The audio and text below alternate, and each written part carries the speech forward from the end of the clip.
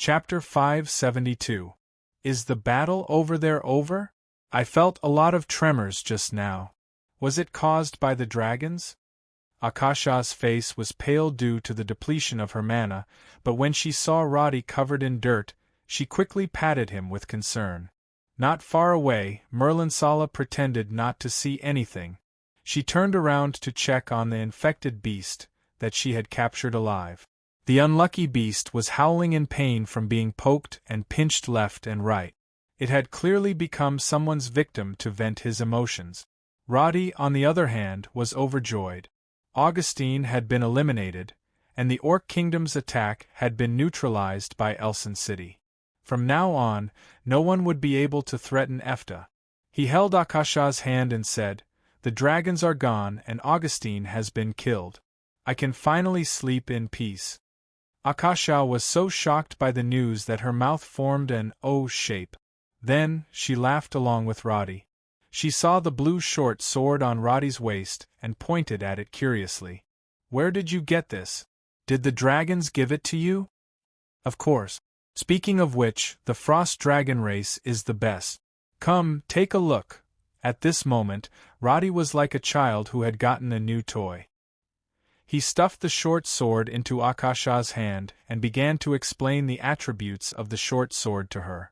Speaking of which, Roddy had forgotten to look at the attributes of this sword. Now that he had a closer look, he was shocked by the name of this sword. Akasha, Blessed Sword of the Frost Baron, Epic Grade, One-Handed Sword Class Restrictions.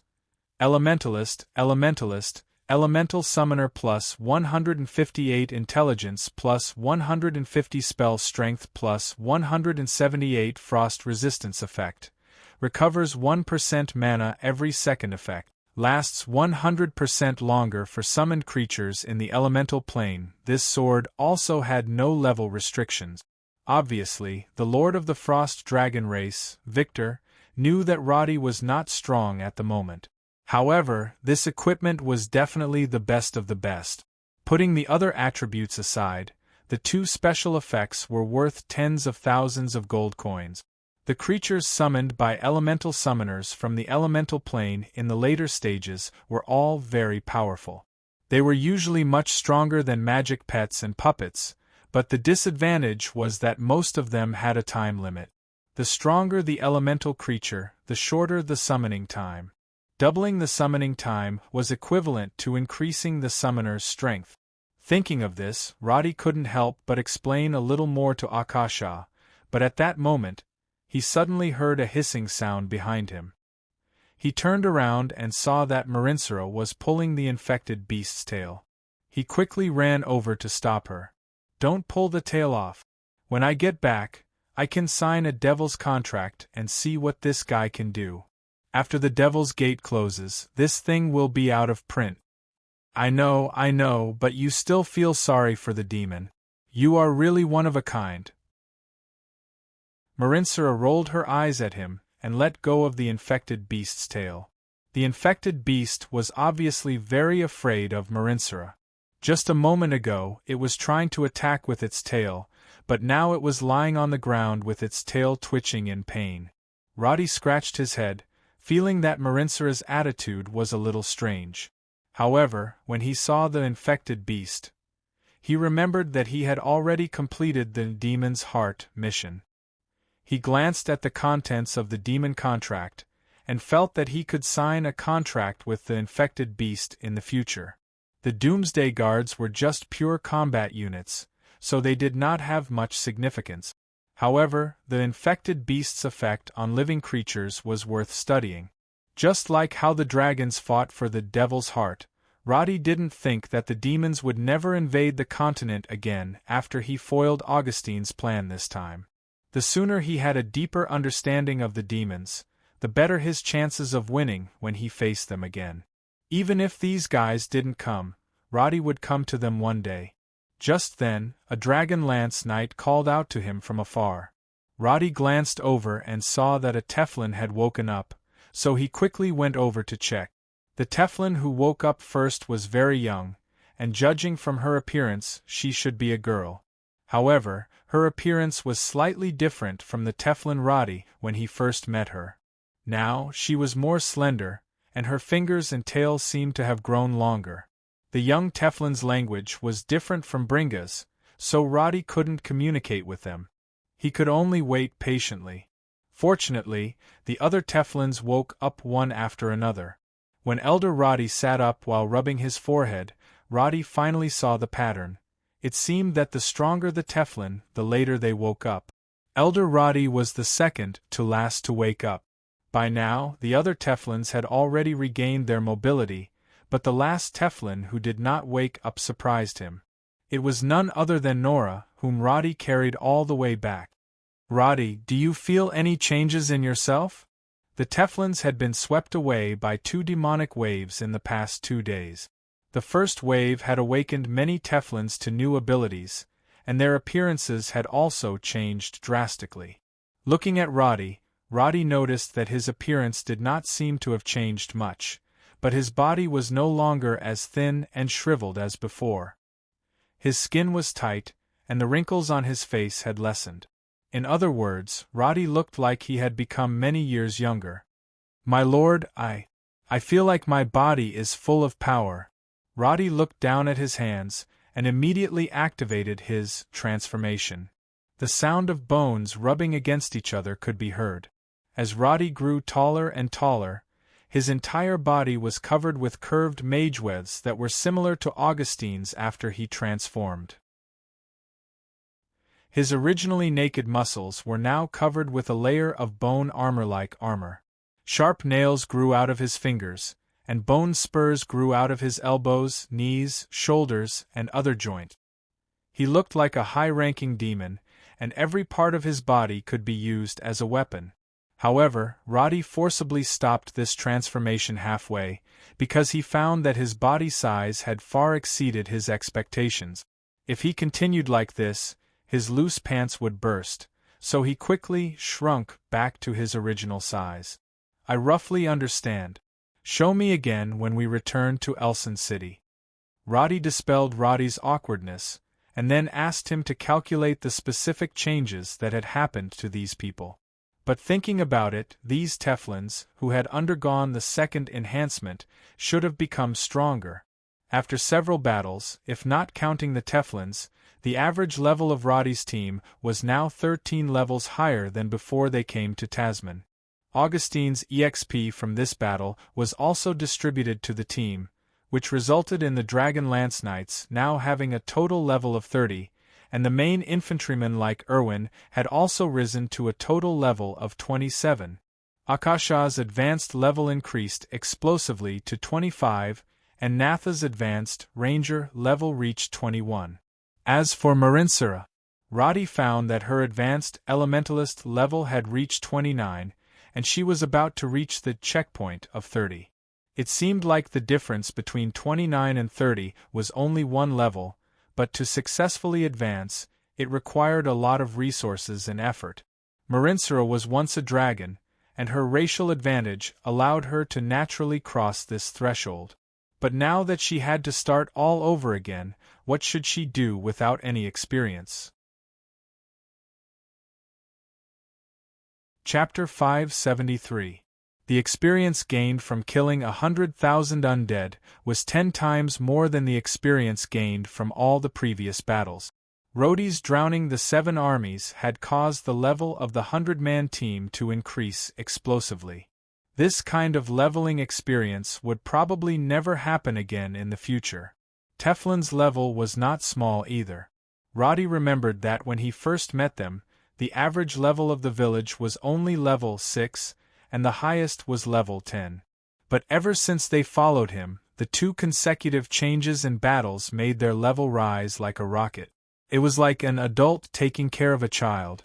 Without much effort, the average level of the entire Teflon tribe had reached the basic level of level 10, and the few with the highest level had even reached level 18.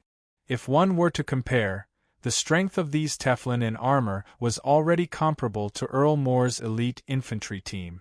And the Dragon Lance Knight and the 30 barbarian soldiers, were probably able to exchange a few blows with Titus and the Wellington Knight.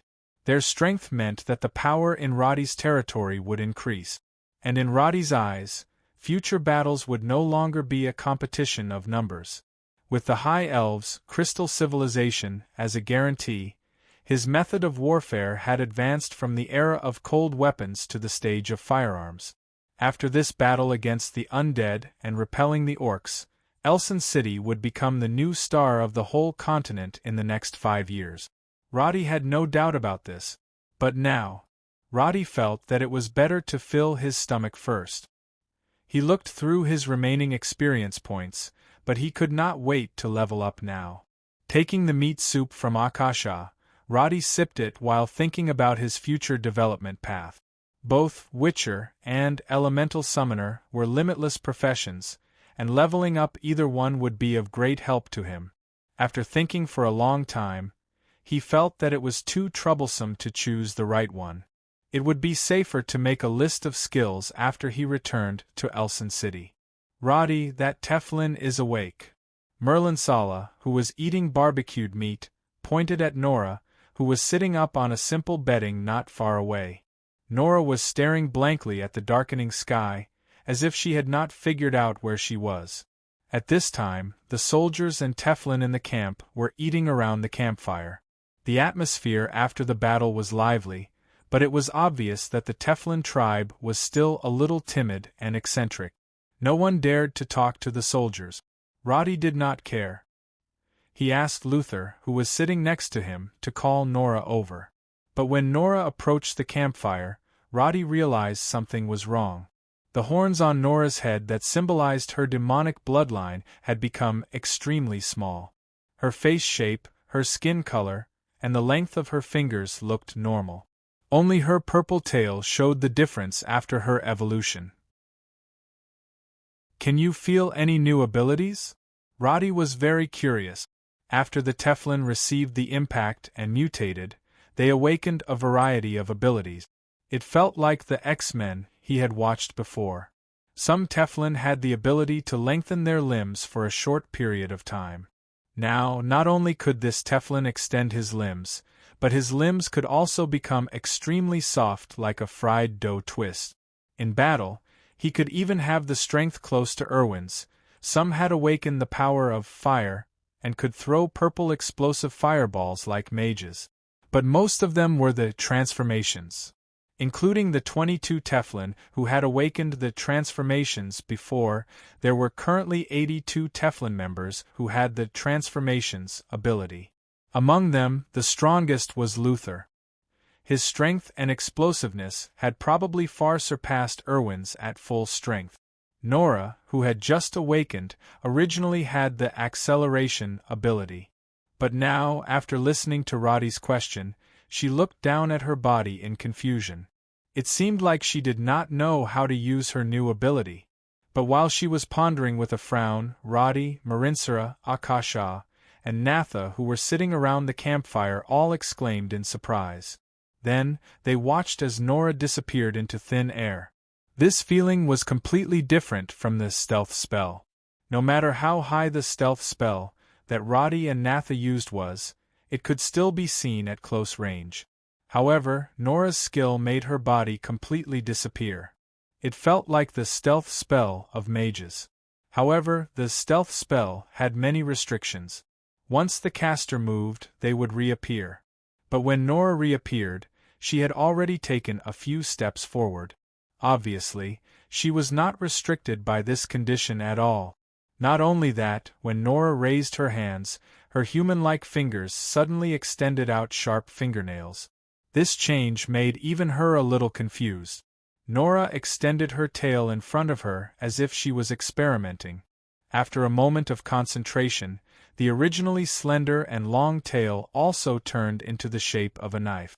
And as Nora furrowed her brows, the tip of her tail could even split, merge, and even become as sharp as a hammer.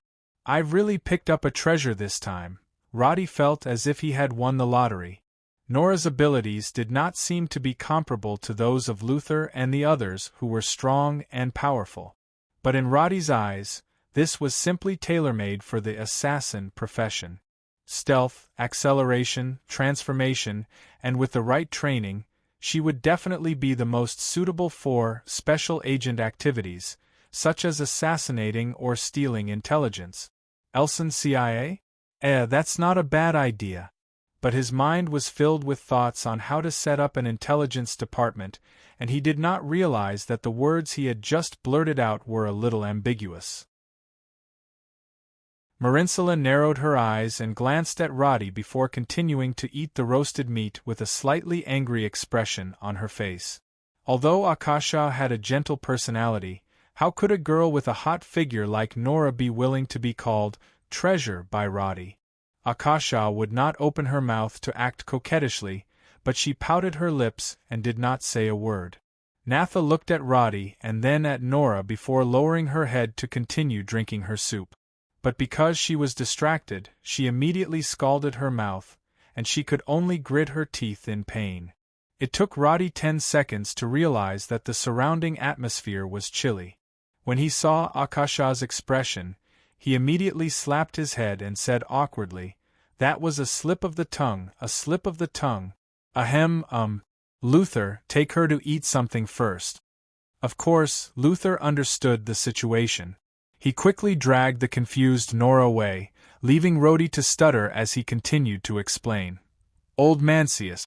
The white bone throne that stood tall in the meeting hall suddenly cracked and collapsed. More than 10 seconds later, it shattered into grayish-white bones that covered the ground.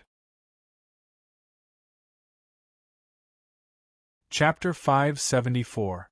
The undead had a long lifespan, and only one monarch had ever appeared. Before that, the undead were in a state of disunity, with the various nobles standing together and refusing to submit to each other. As a result, the development of the entire kingdom was slow, and the resources were consumed by internal strife. Faced with this situation, Augustine was the only undead who had suppressed all the nobles with his personal strength and influence and ascended to the throne. He had personally forged the Bone Throne to demonstrate his authority. As long as Tasman had this throne, no matter how much the nobles in the parliament fought or how much they tripped each other up, it would always be within the safety threshold. No one dared to touch the bottom line of internal strife, because everyone who had encountered them had been dealt with by Augustine in a thunderous manner. But now this intimidating Bone Throne had suddenly shattered, and the meaning behind it could not be more obvious. Augustine was dead.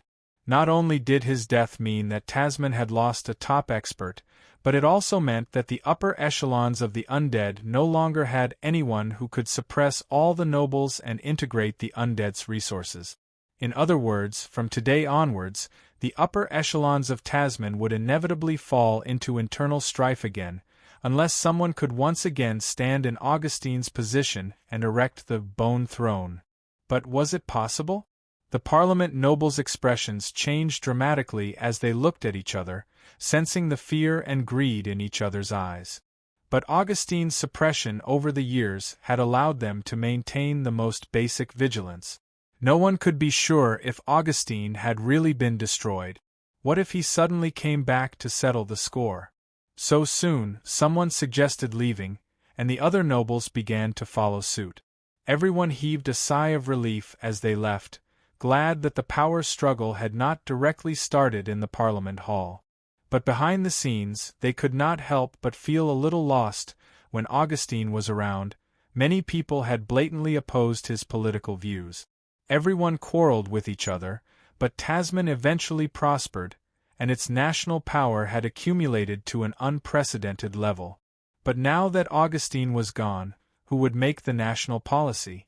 Who would stand up to convince the masses? Who would have the final say? How many people would really be able to carry it out? The slightly smarter nobles were abnormally gloomy. Including the rebel army that had not yet been eliminated, they could not help but sigh. Tasman could only face an extremely gloomy future. While the undead nobles were worried about their future, the royal family of the Kingdom of Karen was in a joyous mood. Naturally, it was because of the recent news that Count Moore had successfully surrounded the Orc army. Following this, all they had to do was coordinate with the Viper Cross army's encirclement and annihilation. The Orcs' main force wreaking havoc would definitely not be able to escape death. In fact, the atmosphere in the palace was not so positive a few days ago. Sauron's troops wreaked havoc in the middle of the kingdom, and they were as fierce as wolves rushing into a flock of sheep. Even the biggest feudal lord, Count Myrno, was blocked in the city by this army and dared not go out. However, in order not to let Charles II see him as incompetent, he concealed most of the news about the fall of the city in his report. As a result, Charles II always thought that the army that rushed into the kingdom was a group of orc bandits who only know how to plunder. As the saying goes, what's good at the top is good at what's good at the bottom. Charles II thought of himself as a great strategist and had great ambitions that could not be told to others. Therefore, he indulged in the idea of expanding the country and bringing glory to his ancestors all day long. Although he had his own set of balancing theories when it came to politics, staying in the palace meant that information channels were blocked. What he could see was often what others wanted him to see. Therefore, from Charles II's point of view, since the Orcs' attack on Ifta, it could be said that news of victory had been coming one after another. Ifta had suffered a large-scale attack, and several cities were almost breached. Important fortresses were occupied by Orcs, and the traitor Sally could not save the country alone.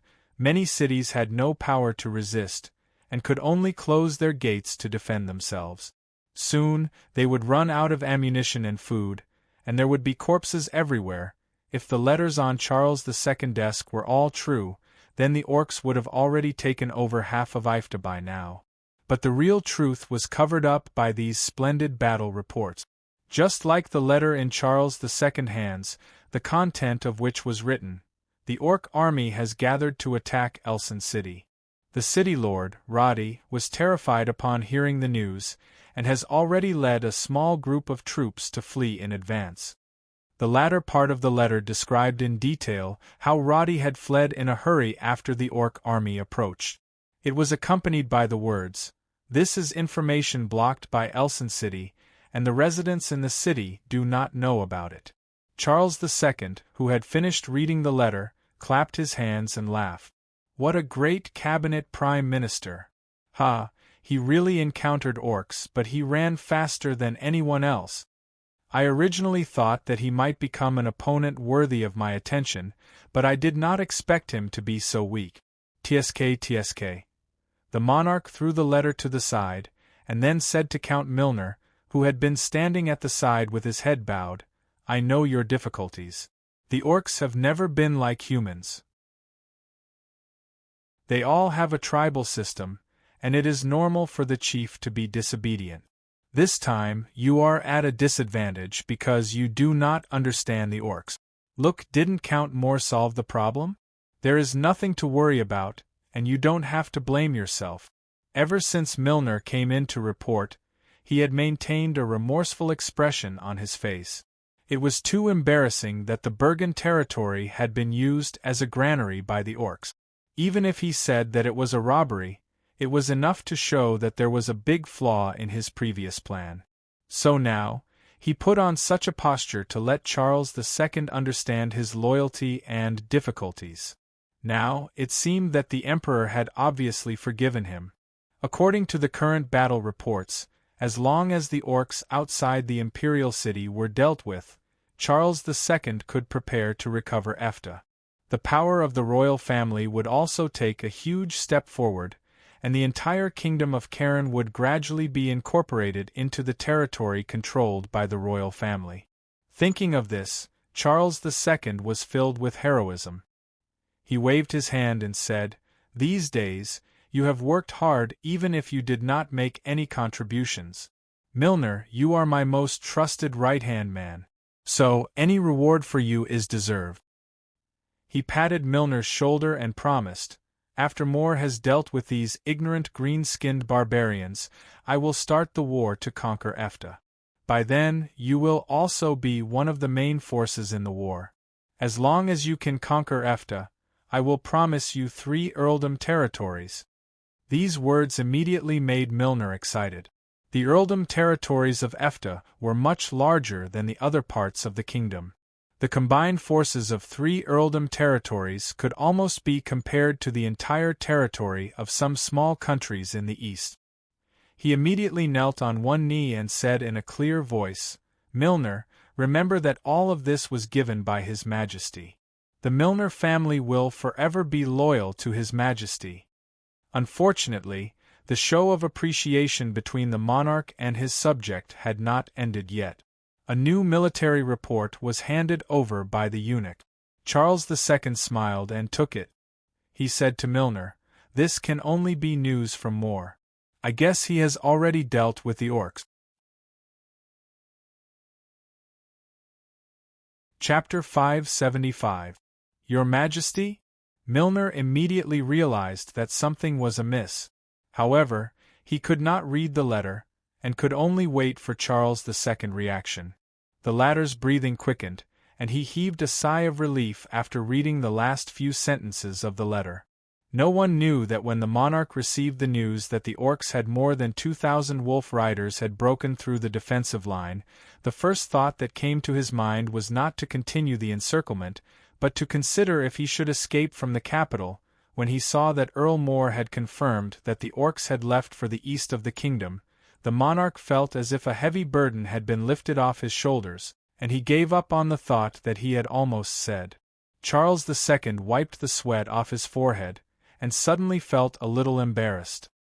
He was just laughing at Roddy for fleeing from the orc siege, and now he almost made the same choice when he heard that Moore had failed to stop the orcs. Fortunately, he did not show any of this on his face, which allowed him to maintain his composure in front of Milner. The confidence that he had accumulated over a long period of time would not crumble just because of Moore's negligence. He passed the letter to Milner. Moore said that he had made a mistake in his judgment. The orcs' strength and numbers were beyond imagination, but it seems that his obstruction had worked, and caused them to retreat and flee towards the east. This was the only reasonable explanation that Charles II could think of. He did not believe that the orcs could really defeat an army of 20,000 with just a few thousand people. There had to be various reasons for this, and it was definitely not the difference in strength. Regaining his breath, he continued, "Moore has already gone to pursue the orcs. If he is sure that the orcs have no intention of returning, then we will prepare to launch a war against Ephrata. This time, it will not be about sanctions. I want to see the flag of the royal family planted on all of Ephrata's castles. Do you understand? I am at your service, Your Majesty."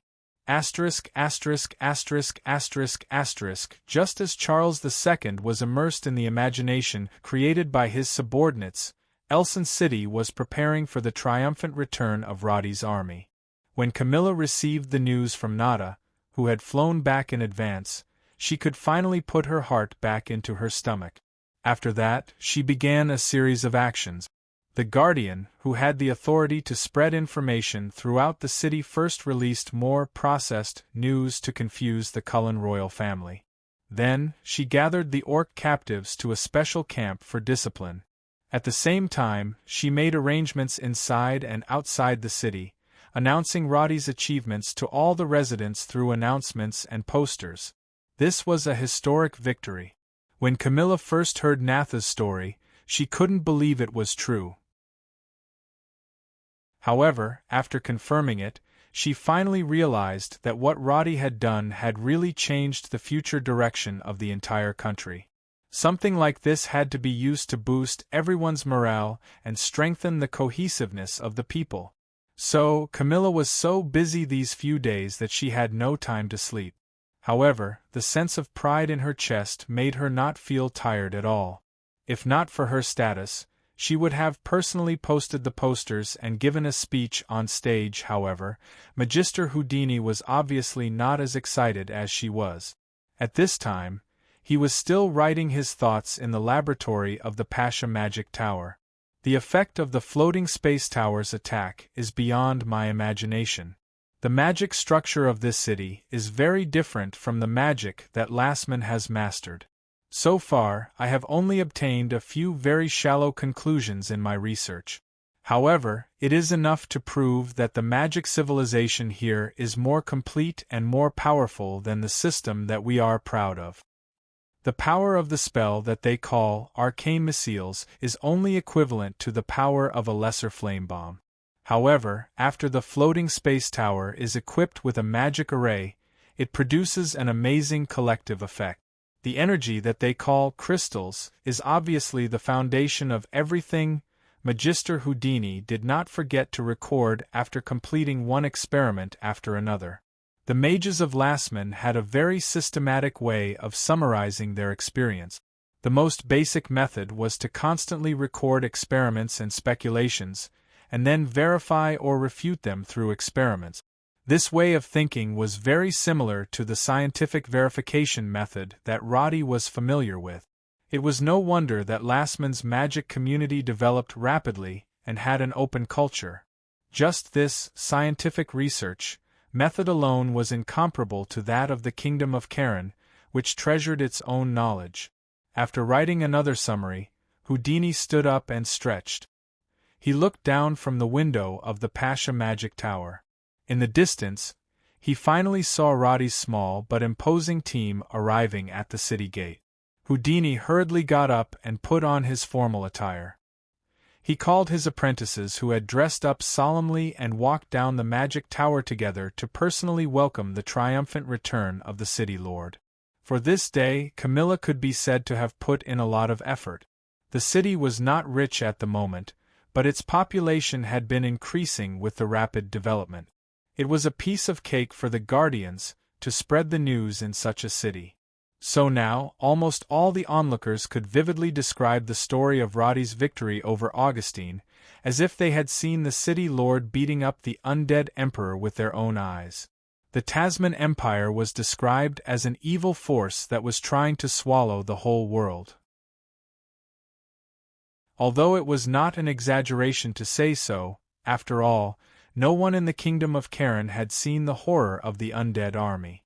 However, with Camilla adding fuel to the fire, people already understood how terrifying the undead army was, and how unbelievable it was that Roddy could defeat an army of 100,000 in Tasman with only 100 men.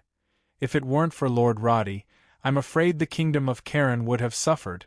Don't you know? Duke Lucifran's steward was an undead sent by Augustine. He almost killed old Duke. How did you know?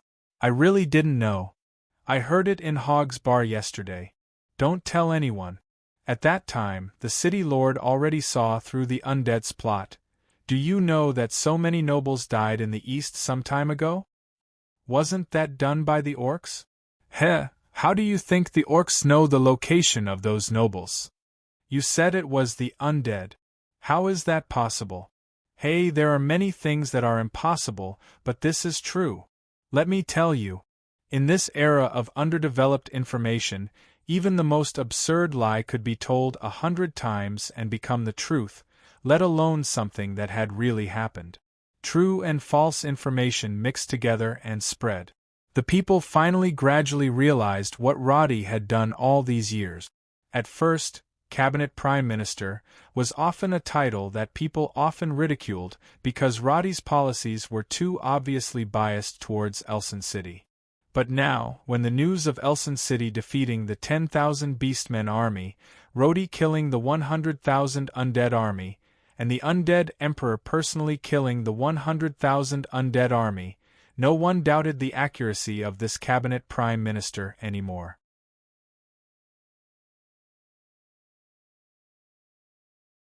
Chapter 576.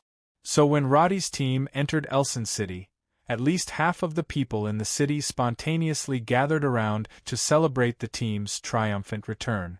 Even the floating space tower came over to scatter flower petals all over the sky. The soldiers sang loudly. The joy brought by the victory was like a cup of mellow wine, leaving an endless aftertaste. Roddy knew that he had been too low-key before. Not to mention the kingdom of Karen, even the people of Efta rarely heard of his name. More than half of the civilians had not even heard of the great contributions he had made before. After this great victory, Roddy knew that it was time for him to stand up. Since he was going to lead Efta forward, he must be the focus of everyone's eyes and let them realize his strength and invincibility. Feelings of admiration and worship were spreading, and this was what Roddy needed. The grand welcome ceremony was just an appetizer. Under the guidance of someone with ulterior motives, he brought the expedition team to the city square.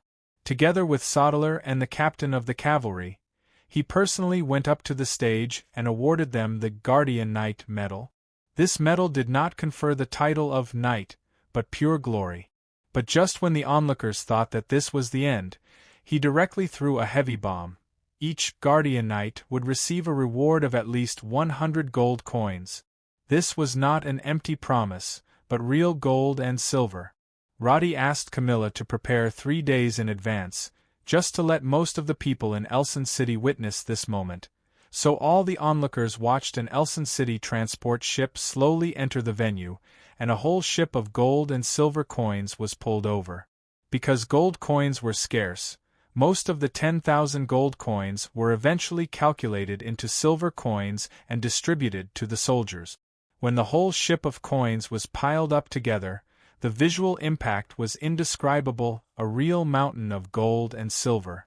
That was especially so when Roddy asked his men to count the gold and silver coins. He also personally handed the bags of gold and silver coins to the decorated Guardian Knights. Each of the bags was filled with coins. Some of the soldiers took 1 bag while others even took 3. The clattering sound of the coins was endless. It was so heavy that it was difficult to carry them. And Roddy did not forget to let 7 or 8 people take turns to go on stage, and in front of the audience, he used a magic amplification spell to slowly describe these soldiers' amazing achievements in retaking the fortress several times and killing thousands of orcs. Aftali Blade! You are our glory! Orc Reaper! When Sodeler went on stage to give a short speech, all kinds of nicknames had already been loudly shouted by the people. Although many of them were shills, who had been arranged in advance, most people had already heard of this general's strength through Camilla's propaganda. Now that they were facing the general who truly protected their safety, they all followed suit and shouted. The onlookers were not at all impatient from beginning to end. They swallowed their saliva and quietly watched all the soldiers receive their rewards. In this regard, Roddy was extremely satisfied.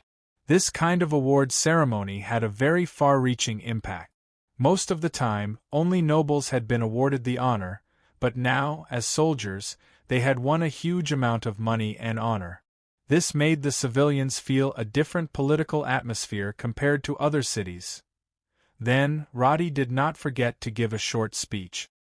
He did not say anything false, but directly admitted the fact that he led the army to kill the 100,000 undead army, and the fact that he had schemed to kill Augustine.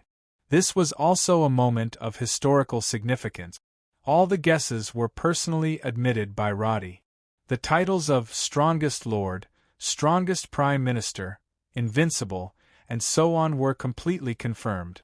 This was undoubtedly a shot in the arm for Elson City and all the people of Aftali. The group of people who still had doubts in their hearts completely let out a sigh of relief, and then in the midst of the cheers, shouted the slogan, "Long live the Castellan." In the cheers of thousands of people, Roddy and the soldiers slowly left the scene. The soldiers returned to the barracks, and Roddy stepped on the transport ship, returning to the Castellan's mansion with Camilla and the others. As soon as they stepped on the transport ship, Naife's figure rushed up like the wind, and directly jumped into Roddy's arms. Smiling, Roddy lifted her up and spun her a few times, but when he was about to put her down, he found that the little girl was not willing, so he simply raised his hands and let her ride on his neck. Naife giggled, and her eyes looked around. She was so beautiful that the corners of her mouth were almost raised to the sky. Camilla on the side tried to persuade her, but she could not. She knew that Roddy spoiled Naife very much, so she could only talk to Roddy, whose hair was messed up by Naife, about the current situation of the war. Sauron's troops went to Bergen territory? And now they are heading east out of the country? When he heard this news, Roddy did not know how to react for a moment. History was completely messed up. The orcs' invasion had ended before it even started, and Sauron's troops, who were the absolute main force, actually escaped from the border of the kingdom. Roddy could not help but admire this guy's courage. If it were him, he probably would not have made the same choice in the end. If Sauron's troops wanted to survive, the best choice was to stay in the gap between the borders of several countries. It was easy to hide thousands of people in this kind of ungoverned area. Even if they came to Callan from time to time, Charles II would definitely not be able to do anything. Now we can't care about them. Next, we need to solve the matters in the territory. There is a bigger challenge waiting for us. Camilla was a little stunned when she heard this. Bigger challenge? Was the attack of the orcs and the crisis of the undead not big enough? She suddenly thought of something, but she could not confirm whether it was true or not. However, Roddy had already smiled and turned to say hello to Houdini and the others. She could only swallow the question in her heart. As the group of people traveled on the transport ship, Roddy talked with Houdini about the lethality of the lake while glancing at the map bar. After the crowd in the city gradually dispersed, Teflin's troops were quietly entering the city from the north gate, which had the least number of people. Under the leadership of the soldiers, they were placed in a separate area. The residential area in this area was located in the most deserted area of the outer city. The reason why Roddy arranged this was to temporarily isolate Teflin. Although they used to be human, ordinary people could not accept the changes in their appearance and figure. If they were allowed to live with the civilians now, it would definitely lead to conflicts.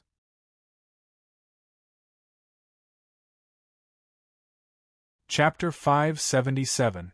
Roddy was sitting on the transport ship at 40 to 50 kilometers per hour, feeling the wind blowing his hair. He looked around the city, which was changing with each passing day, and felt very relieved. This was his foundation, his home. It would also be the absolute core of the kingdom of Karen for years to come. "Brother Roddy, what are you thinking about?" Nafai's voice came from above. Roddy answered with a smile.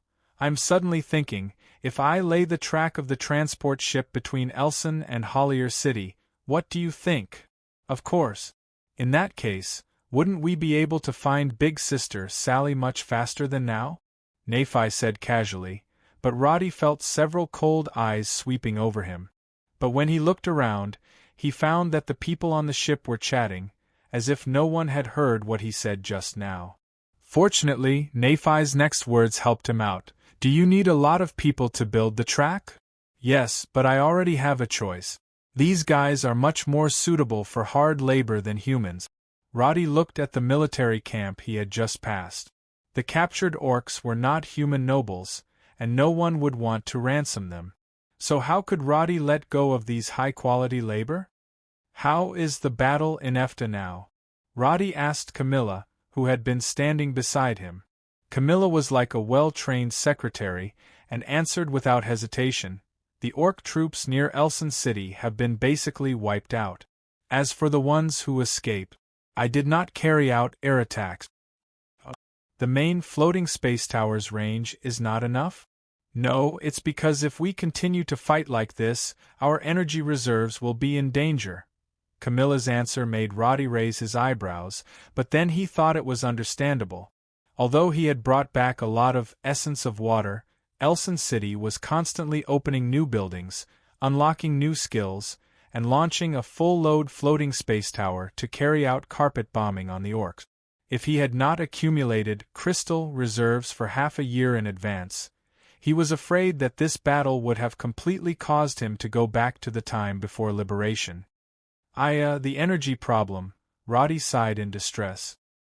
He then noticed that Naife's little hand was gently rubbing his eyebrows. "Brother Roddy, don't frown so much." Okay. We'll talk about it when we get back. He was in a good mood. Even if there was a problem, at least it wasn't an imminent war, right? Lord Overseer, you're awake.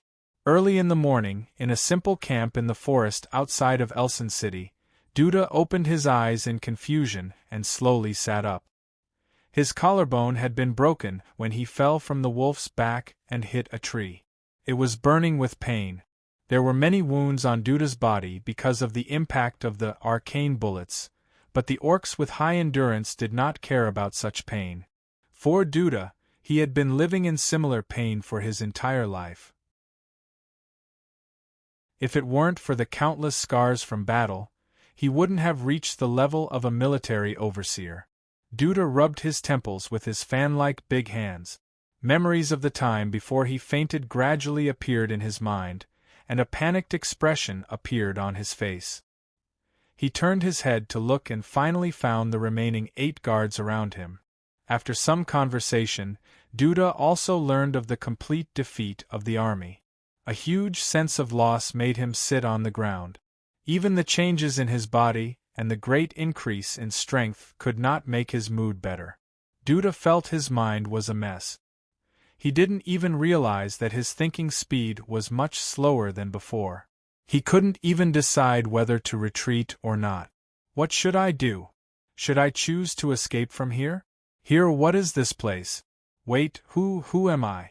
Suddenly, Duda was horrified to find that he seemed to have lost something in his mind. He looked around blankly and found that he couldn't call out the names of the guards around him. He couldn't even remember his own name. The unknown brought fear. He hurriedly got up, picked up the battle axe hanging on the side of the wolf, and looked around vigilantly at the guards who were looking at him in confusion. The thoughts in his mind seemed to have become messy fragments. He looked around in panic, and sweat dripped down his forehead. But just when Duda thought he was about to completely forget everything, his eyes suddenly met a pair of cold eyes in the grass not far away. Duda's body suddenly trembled, and then the expression on his face gradually calmed down. All the information and memories in his mind seemed to be filled back in a very short time. Not only was it complete and detailed, but it was also more organized. Duda felt that he had never thought so clearly before. As an orc, although Duda was a little smarter than those who didn't know a word, there was still a huge gap between him and a genius like Sauron. But now, he found that not only did he straighten out the cause and effect of the entire orc invasion, but he also clearly analyzed the specific reasons for each battle's failure in his mind. In other words, he felt that his IQ was off the charts, and as he continued to think according to the information he currently had, he immediately realized his current situation and the way out for the orcs. This feeling of broadening his mind made Duda take a deep breath. He reached out to wipe the sweat that had just seeped out of his forehead and ordered, "I'll give you all morning. Go to the forest and gather all the soldiers that can be gathered. If you encounter the enemy, run. Do not linger in battle." "Yes, Warlord." The remaining 8 wolf riders quickly went to search for the remaining survivors. Duda, on the other hand, made sure that no one was around. He walked up to the snake that was staring at him. He carefully picked it up from the ground and put it into the pocket on the side of his mount wolf. His expression was very respectful, like a believer facing a god. At noon, the remnants of the orcs were gathered back one after another. In the end, the 8 wolf riders found a total of more than 300 people. This was also because the forest was large and there were not many human troops chasing after them. After most of the orcs who could not escape in time and were injured were captured, the separated orcs survived the first night and were lucky enough to be gathered again. At this time, Duda quickly analyzed the situation. Now his orders were very orderly. Regardless of whether the soldiers that were found were his former subordinates or not, he could call out more than 90% of them by name. This alone made many orcs want to follow him. "Dahl, Muller, you two scout the way. I need to confirm the situation of the rear position. Kjul, take a group of people and horses. Gather all the wargs and follow the team. Castler, take 30 people to watch the flank. Be alert at all times. The team began to move. Under the orderly orders, the orcs found that the team of more than 300 people was not in a state of chaos like before. At this time, Elson City no longer carried out fixed-point bombing and alert, so they did not encounter any pursuers along the way. When they successfully returned to the original rear position, Duda saw the horrible scene after the central floating space tower's bombardment. Lacer's body was beyond recognition. He also confirmed his identity by looking at his almost melted weapon.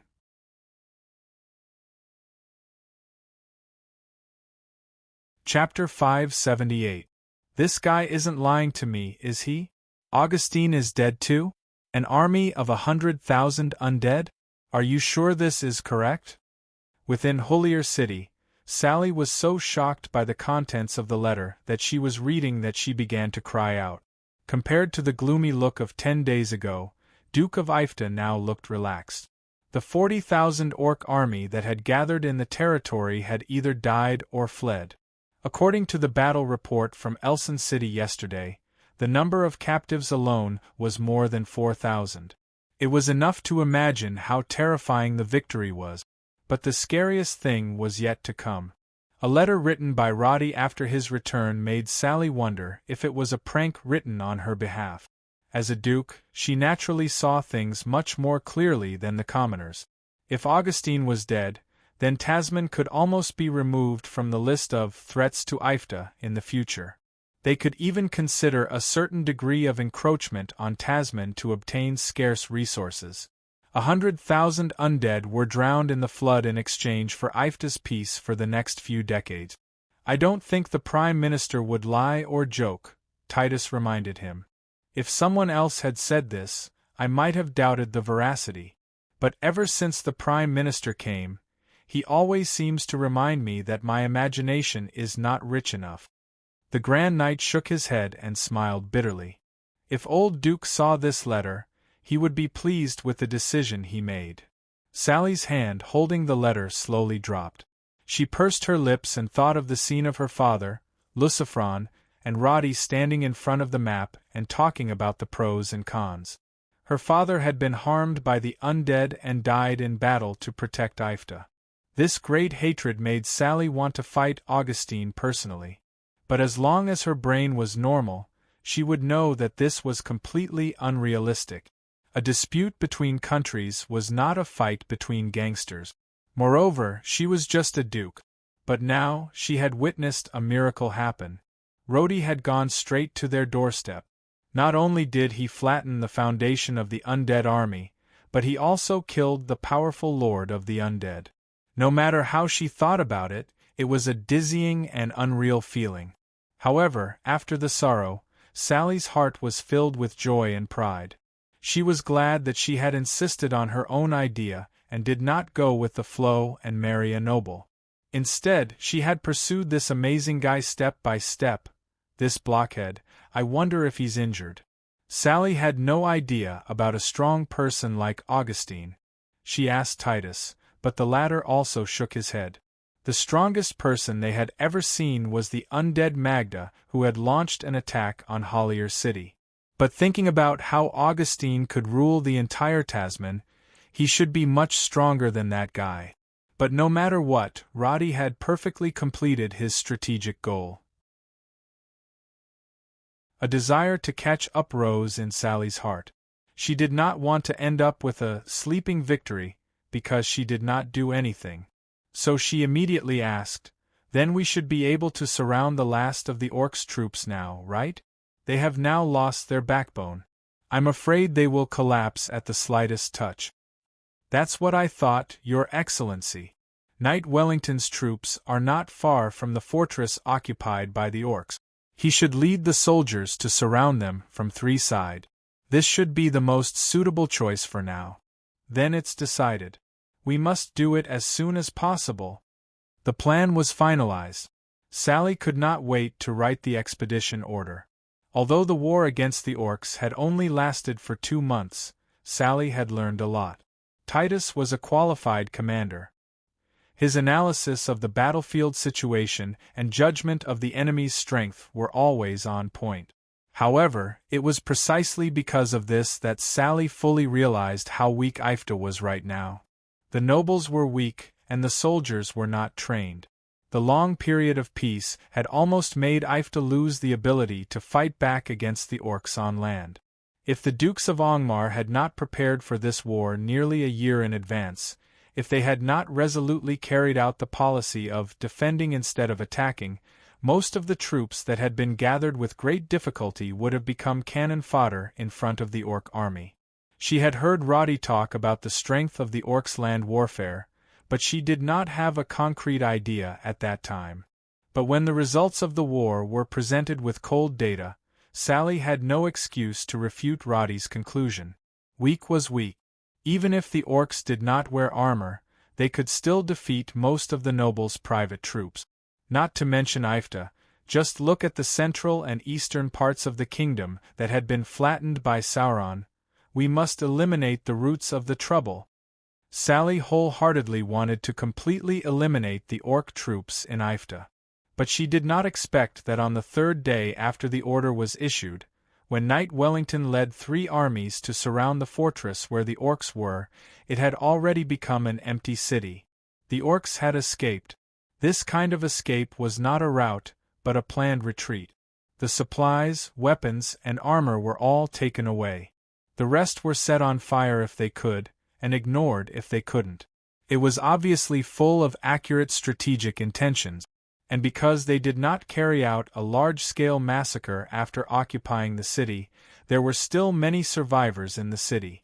According to their words, these orcs who were originally guarding the city suddenly decided to retreat after an orc general entered the city.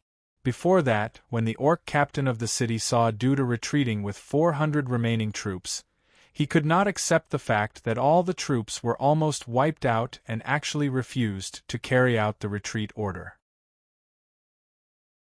And now, this orc's body was thrown under the city wall, and there were also more than 10 orc corpses left in the city that tried to resist and cause trouble. They retreated so decisively? This doesn't seem like the orc style. Knight Wellington had fought with the orcs more than 10 times during this period of time. He was quite familiar with the character of these green-skinned barbarians. With the intelligence of the orcs, other than Sauron, it was difficult for anyone else to have the courage to give up the kingdom of Karen and choose to roll up their sleeves and return to the grasslands. Judging from the traces, these orc troops had already retreated for 3 days. Wellington's hundreds of elite troops still had the ability to chase after them, but the remaining troops that were pieced together were completely useless. So, he could only watch the orcs leave the kingdom of Karen and return to the grasslands to recuperate. When the news reached Sally, Duke, who was originally in a good mood, looked gloomy for a long time. But when she received a new letter from Roddy, she immediately smiled. In order to formulate the strategic guidelines after the end of the war, Roddy was ready to hold another cabinet meeting. This also meant that he would arrive in Hollier City in 3 days to host the meeting as the cabinet prime minister. Sir Duke, although the crisis of the orcs and the undead has been eliminated, there are still some things to be dealt with in the East. After the war, the people's livelihood is poor, and the restoration and reconstruction is also a big problem. There are many things that the prime minister has to discuss.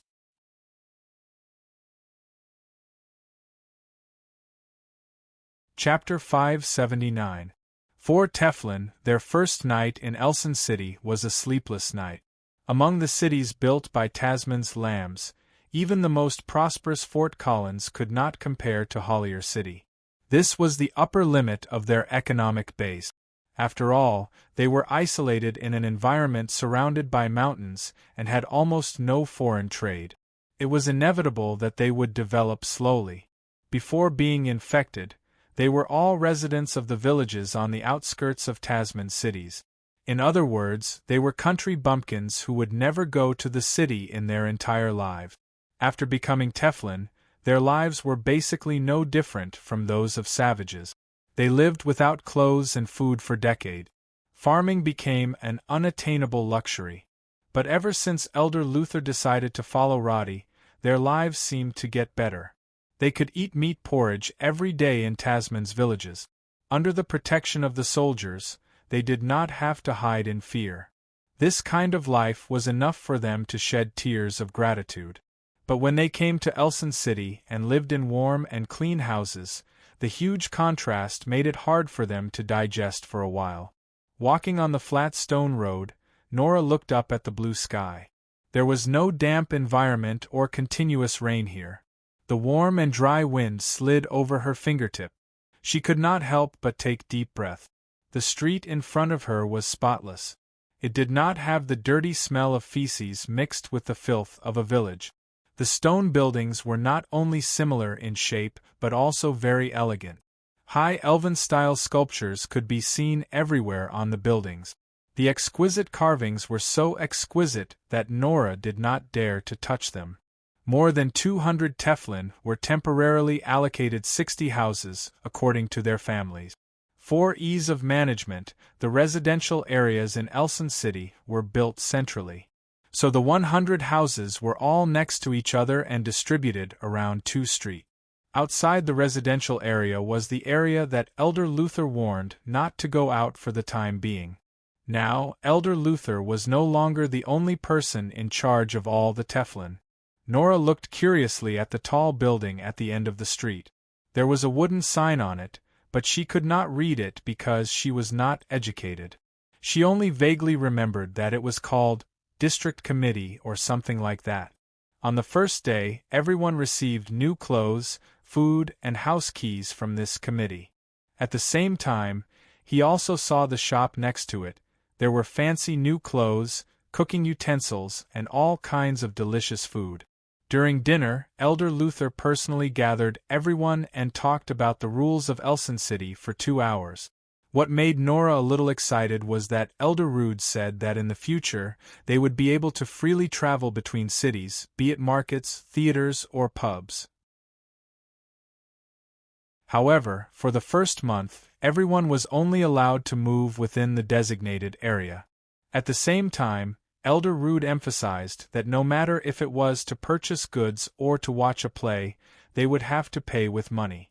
The older generation of Teflon had at least used currency in Tasman, but the younger generation, who were born and raised in the forest, had no idea what currency was. Nola plucked up her courage and asked a few more questions before she figured out what the currency looked like and how it was worth. Then she asked the question that everyone in Teflon wanted to know: how to get the currency. Tomorrow morning, someone will come and assign us tasks. If you complete the mission, you'll receive the corresponding currency as a reward. If you don't, you'll have to starve. Do you understand? From tomorrow onwards, you'll have to exchange for food with your own labor. Nola still remembered the exclamations that followed after Elder Rude's words. Teflon had already gotten used to the days of starvation and filling their stomach. At the same time, they had also blurred the concept of equivalent exchange.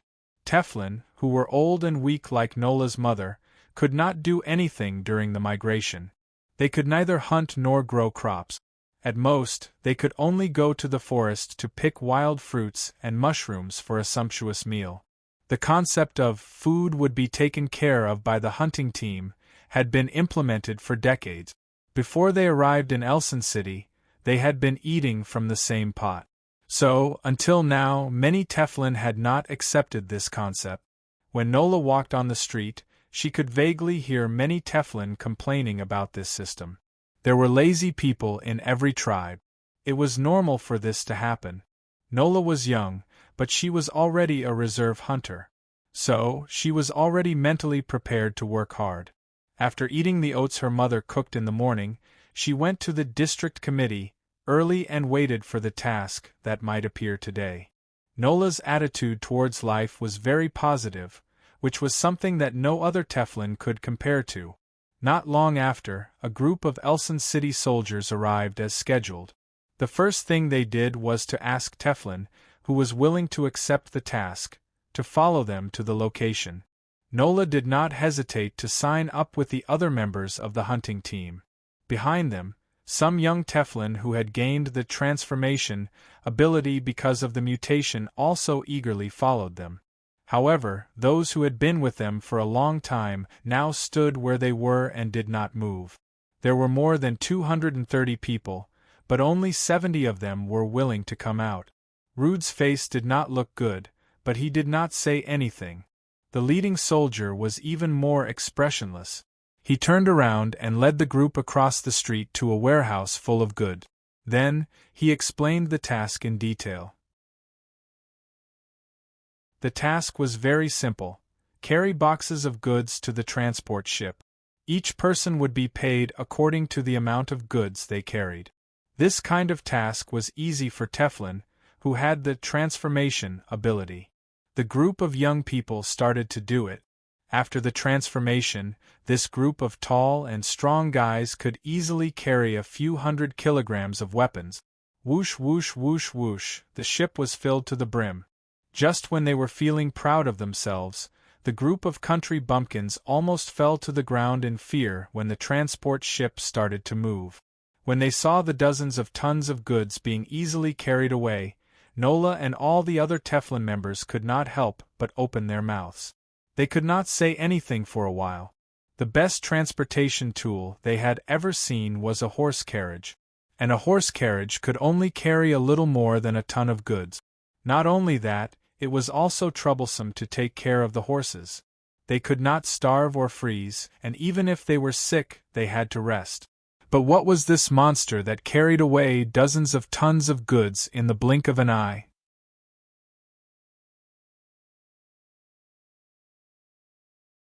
Chapter 580. Nora glanced around and realized that this team was basically made up of the strongest people in Tief's forest. They were all members of the hunting team, who were more than 3 meters tall and had great strength after their transformation. Obviously, the work they had done just now was just a pretense for the selection. Nora felt a faint sense of anticipation in her heart. A total of 27 Teflons were led by the soldiers from the outer city into the inner city. At this moment, when they raised their heads, they could see the huge Pasha magic tower.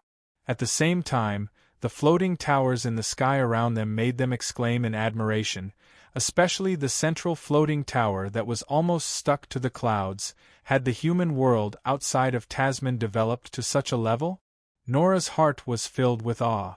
Along the way, they saw transport ships shuttling back and forth in the city more than once.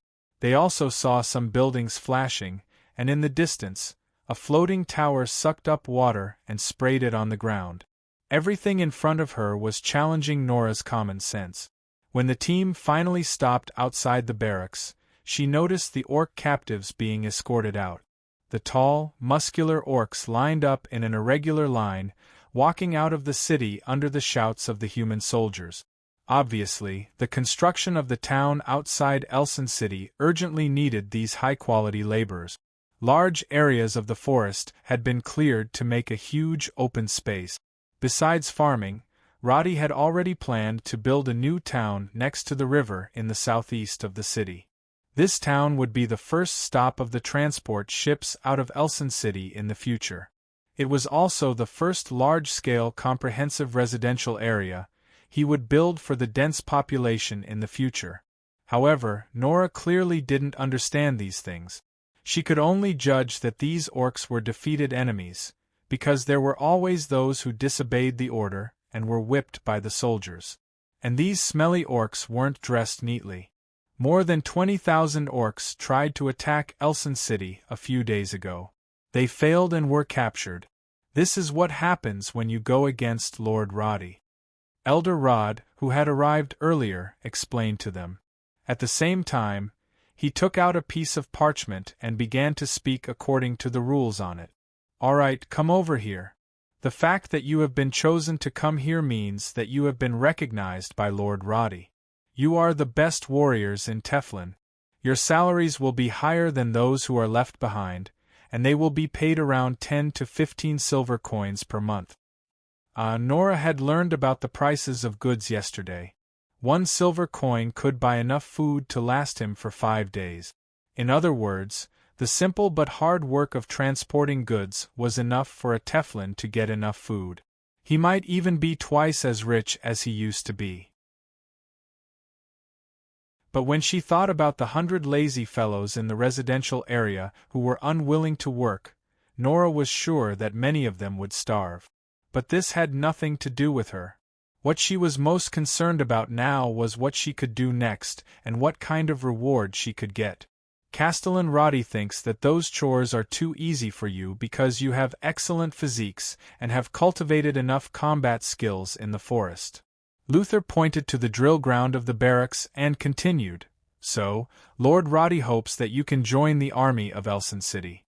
Here, regardless of whether there's a war or not, you'll receive at least 30 silver coins as a soldier's salary every month. Furthermore, you'll receive holidays and allowances. If you participate in battles and make contributions, it won't be a dream for you to receive more than 1,000 silver coins." When he finished, the team fell into a dead silence. The Teflons looked at each other and were a little confused. There were too many new words in Luther's words. They didn't quite understand the meaning of allowances and holidays, because many young people were illiterate and didn't even know what military salary was. But they all understood the word silver coins. Knowing that there was a possibility of receiving more than 1,000 silver coins, many people's eyes lit up. If they could really earn that much, not only could they eat and drink well, but they could also buy those bright clothes. Would they be able to buy more things? The more people lived in a famine environment, the more they felt a sense of crisis. If possible, they all wanted to earn more money and buy a few tons of food to store at home. Not to eat, just to look at it would make them sleep at ease every night because of the sense of security. Let me make this clear. Although you belong to the army of Elson City, you're only loyal to Castellan Roddy. If you encounter a battle, you'll be in danger of dying. Do you understand? But in Elson City, Castellan Roddy will do his best to provide you with the most powerful equipment and the most comprehensive logistics. If you don't want to join, you can choose to quit and continue to transport goods. Luther himself didn't know what this meant. He was just reading the parchment in his hand. However, what surprised him was that, after a short moment of hesitation, all the young Teflings decided to join the battle. More pay was definitely the most tempting reason. But what made them dare to face the threat of death and make a decision was because of the equipment Roddy promised. They had witnessed the magnificent feat of Roddy's cavalry using the charged lance to defeat the undead cavalry. They had also seen the shocking battle loss ratio of 100 soldiers from beginning to end. They had also seen the scene of Akasha running back and forth on the battlefield to treat the wounded.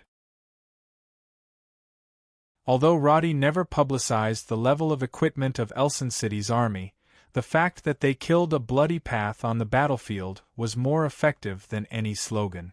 All the Teflons had an illusion that as long as they followed Roddy, they wouldn't have to worry about dying. Luther saw that everyone was eager to sign up and he calmed down.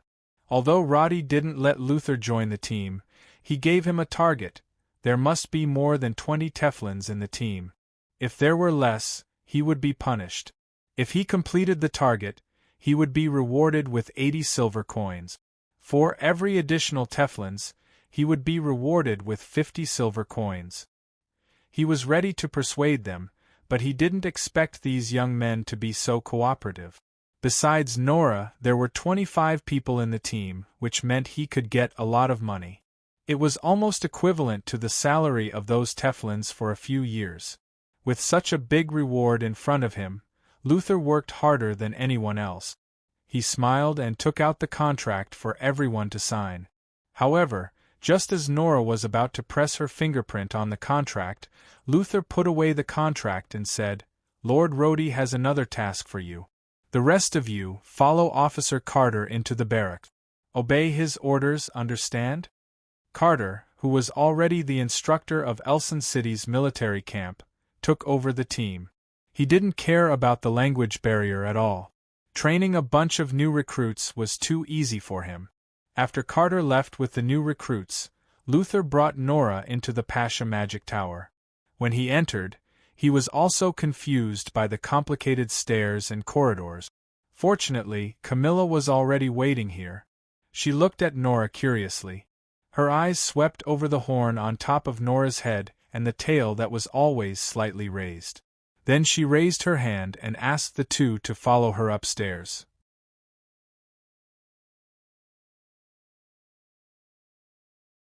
Chapter 581. Inside the magic tower, Luther and Nora's expressions were almost the same. Everything in front of them broke through their shallow understanding. The ever-burning magic lamps, the cryptic magic circles everywhere, the glowing energy crystals. Nora even felt that she had to be careful as she walked. The bright floor reflected her own shadow. In the quiet corridor, Nora could occasionally see a few mages in robes walking by. They did not even bother to look at her. They were all holding a stack of parchments and reading as they walked. Obviously, they were thinking about something. Nora could not help but feel a little envious. She also wanted to learn knowledge, to learn how to read, and to understand everything in front of her. As she was thinking, Camilla came to a laboratory near the top of the tower. She knocked on the door and only pushed open the door after she heard Roddy's "Come in" reply. As soon as they entered the room, Luther and Nora saw a strong infected beast suddenly pouncing on them. "Stop! Come back!" Roddy's voice came from the other side of the room. Luther and Nora, who were ready to fight, were surprised to see that the infected beast obediently stopped, turned around, and returned to Roddy's side. Camilla's expression did not change from beginning to end. She paid more attention to the two people behind her. Luther's hands had already transformed into sharp bone spikes. Although he had not completely transformed, the bulging muscles and bone armor all over his body had increased his combat power by several times. She could not understand Nora's behavior. This seemingly malnourished Teflon leaned forward slightly with his arms open. Other than his tail drooping, he did not do anything else. "You're here. I just signed a contract with this infected beast. But it doesn't look like a magic pet, so it's a little hard to control." Roddy was now wearing a magic robe with a blue dagger at his waist. He looked elegant and graceful, like a powerful elemental summoner. But who would know that he was controlling a pure-blooded demon like the Devil Warlock? Unlike magic pets, signing a contract with a demon did not bring any benefits to Roddy.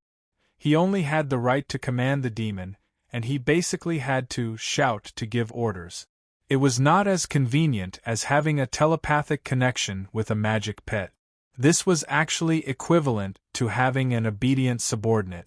Roddy knew that there was still a long way to go, so he ordered the infected beast to squat in the corner of the room. The infected beast behaved like a wrong dog. It circled around the room a few times with its tail drooping. Luther and Nora were dumbfounded and could not speak for a moment. The infected beast that Roddy signed a contract with was level 12.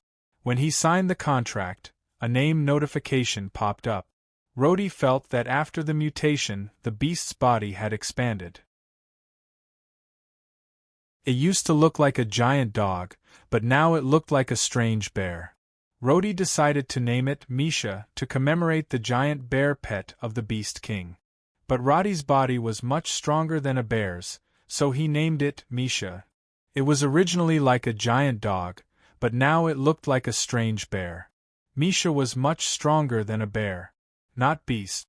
Apart from the original demonic infection, it also had a passive demonic carapace skill. The former could infect ordinary creatures with demonic blood and could be used 5 times in a row. After 5 uses, there would be a 3-day cooldown. The latter's effect was to increase one's magic resistance by 25%, which was basically equivalent to wearing an all-resistance armor. Before Nora and the others came in, Roddy had just finished signing the demon contract. Seeing that the main character of the day had arrived, Roddy got up and invited the two to the other side of the laboratory to talk. But as soon as he sat down, Camilla spoke first. "Is she the Teflon you said is suitable to be a foreign affairs agent? But other than her figure, there's nothing special about her." Cough, cough. Roddy had just picked up his teacup when he choked on his tea. He coughed a few times and said with a wry smile, "I didn't mean that. I'm looking for an agent from the CIA, not an actor from the opera house." To increase his persuasiveness, he briefly described Nora's contribution in closing the Demon's Gate. Only then did Camilla's skeptical expression disappear. Roddy did not waste any time and let Nora demonstrate her abilities. These days, Nora had actually realized that she was different from other Teflons. The power in her body seemed to be constantly flowing through her limbs, and as time passed, she had become more and more proficient in a few of her abilities. Now, Nora could use her skills in front of Camilla with ease. After going invisible, she instantly traveled more than 20 meters. When she reappeared, both her hands and the tip of her tail had turned into sharp daggers, and she stabbed them in the same direction. Nora seemed to have noticed Camilla's disdainful gaze, and this move was filled with murderous intent. The speed that was close to teleportation and the ability to go invisible made Camilla think that Nora had used a spatial spell, short-distance teleportation. But when she realized that it was purely the speed of her body, her expression finally changed. If she becomes an assassin, I'm afraid that not many people can avoid her. Camilla's first reaction was the same as Roddy's, but then Roddy asked Nora to sit back on the chair. He pointed at the 5 or 6 locks with keys that he had specially brought and said, "Try to use your fingers or your tail to form the shape of a key, and then open them." Nora obediently did as she was told. She picked up the key and touched it, and the tip of the tail next to it synchronized into the same shape. A total of 6 or 7 locks were easily opened by her tail with click click click. That works? Camilla, who was originally unsmiling, opened her mouth slightly, and her dumbfounded expression made Roddy stare for a long time. This guardian always had a serious expression on her face as she worked all day, and when she showed such an expression, there was an indescribable contrast of cuteness. After noticing that Roddy was looking at her, Camilla immediately shut her mouth. She lowered her head and coughed twice as she combed the ends of her hair, but the red tips of her ears revealed her current mood. After trying hard to sort out her emotions, Camilla had returned to her usual tone when she spoke again. "It seems that she is very suitable for infiltration, assassination, or similar special missions. I think you're right, Elson City does need a small team to carry out external intelligence missions. Currently, the information gathering mainly depends on the people in the Pear Cities Trading Company. Although the scope is still broad, the efficiency is low, and much of the information is vague. As a result, we are still unable to know the specific movements in the eastern part of the kingdom."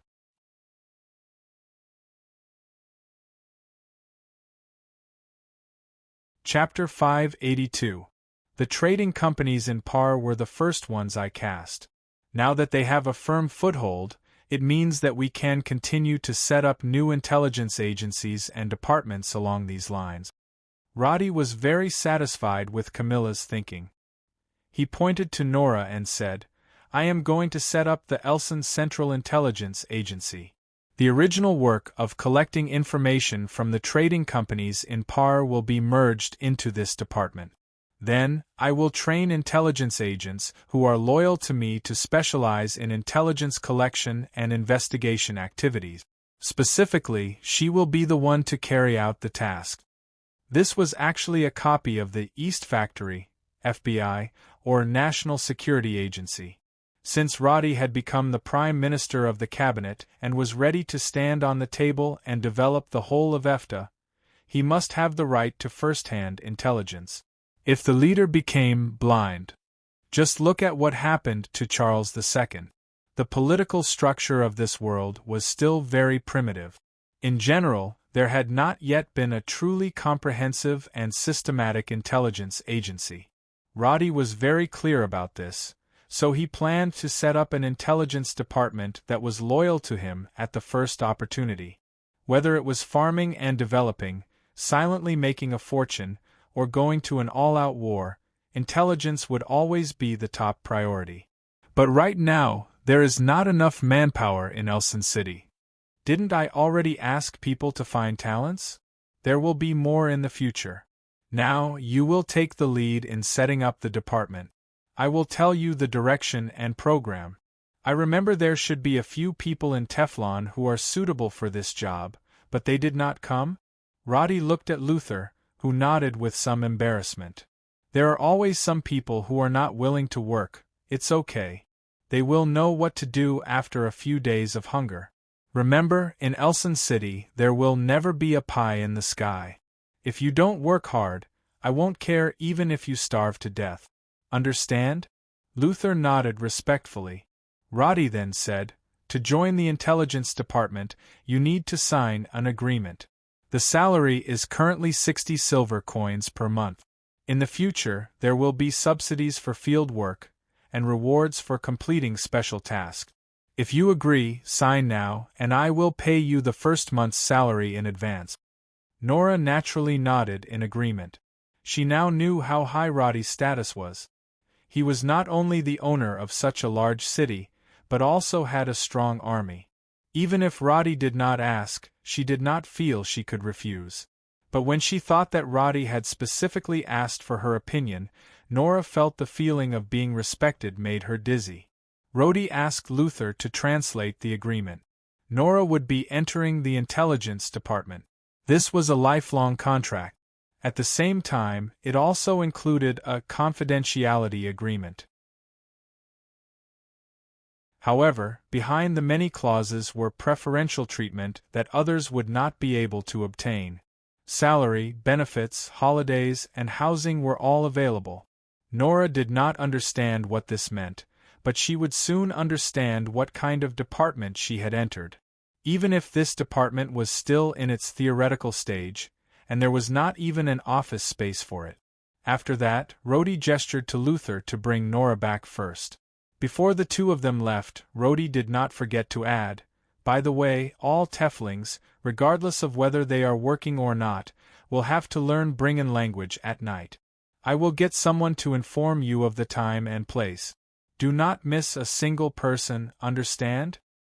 I promise to complete the task, my lord. The door to the laboratory was closed. Roddy sat back in his armchair. Noticing that Camilla was staring at him in a daze, he asked, "What's wrong? Is there something on my face?" Camilla then realized that she had been staring at Roddy all this while. She turned her face away in embarrassment. "I'm just curious. You said that you were just a scout, but now it seems that your knowledge and vision are much broader than those nobles. It's impossible for the other nobles to do something like opening a classroom and popularizing literacy. Elson City currently had 2 schools. One was Elson Elementary School, for the basic education of the commoners. It taught writing and simple mathematics. The other was Elson Magic Academy, which was used to cultivate talented mages. The former was not only free of charge, but it also provided free dinner after each class. However, only those who passed the class assessment could eat it. At the same time, there were also notices posted around the classroom. Those who could write could enter the newly established city hall as clerks.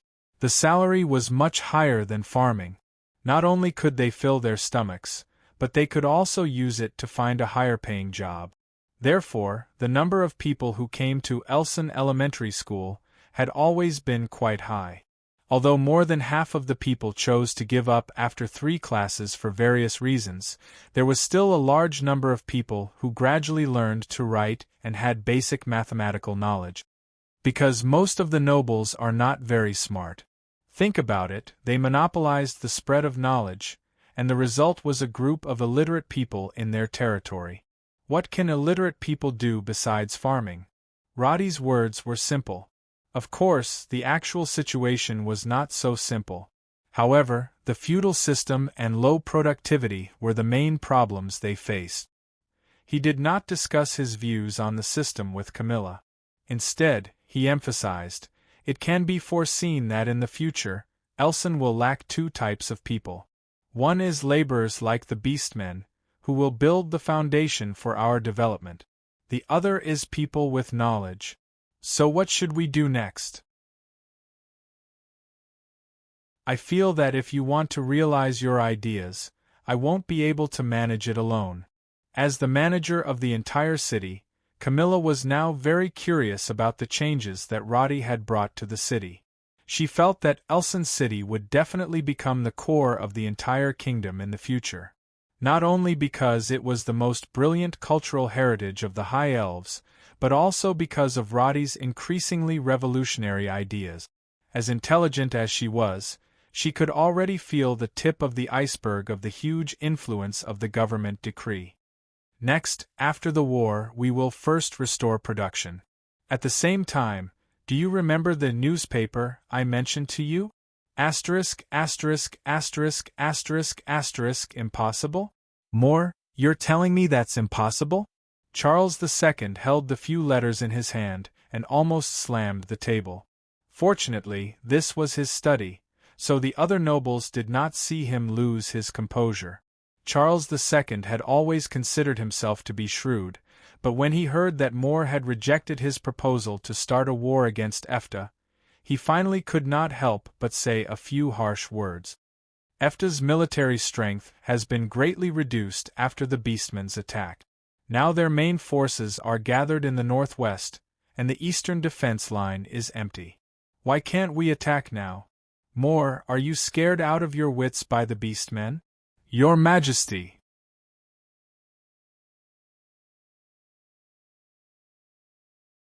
Chapter 583. But at his position, it would be foolish to accuse Milner on the spot without any evidence. Hence, he could only swallow his anger and wait for Charles II to calm down. Charles II's anger was due to the huge gap in his mentality.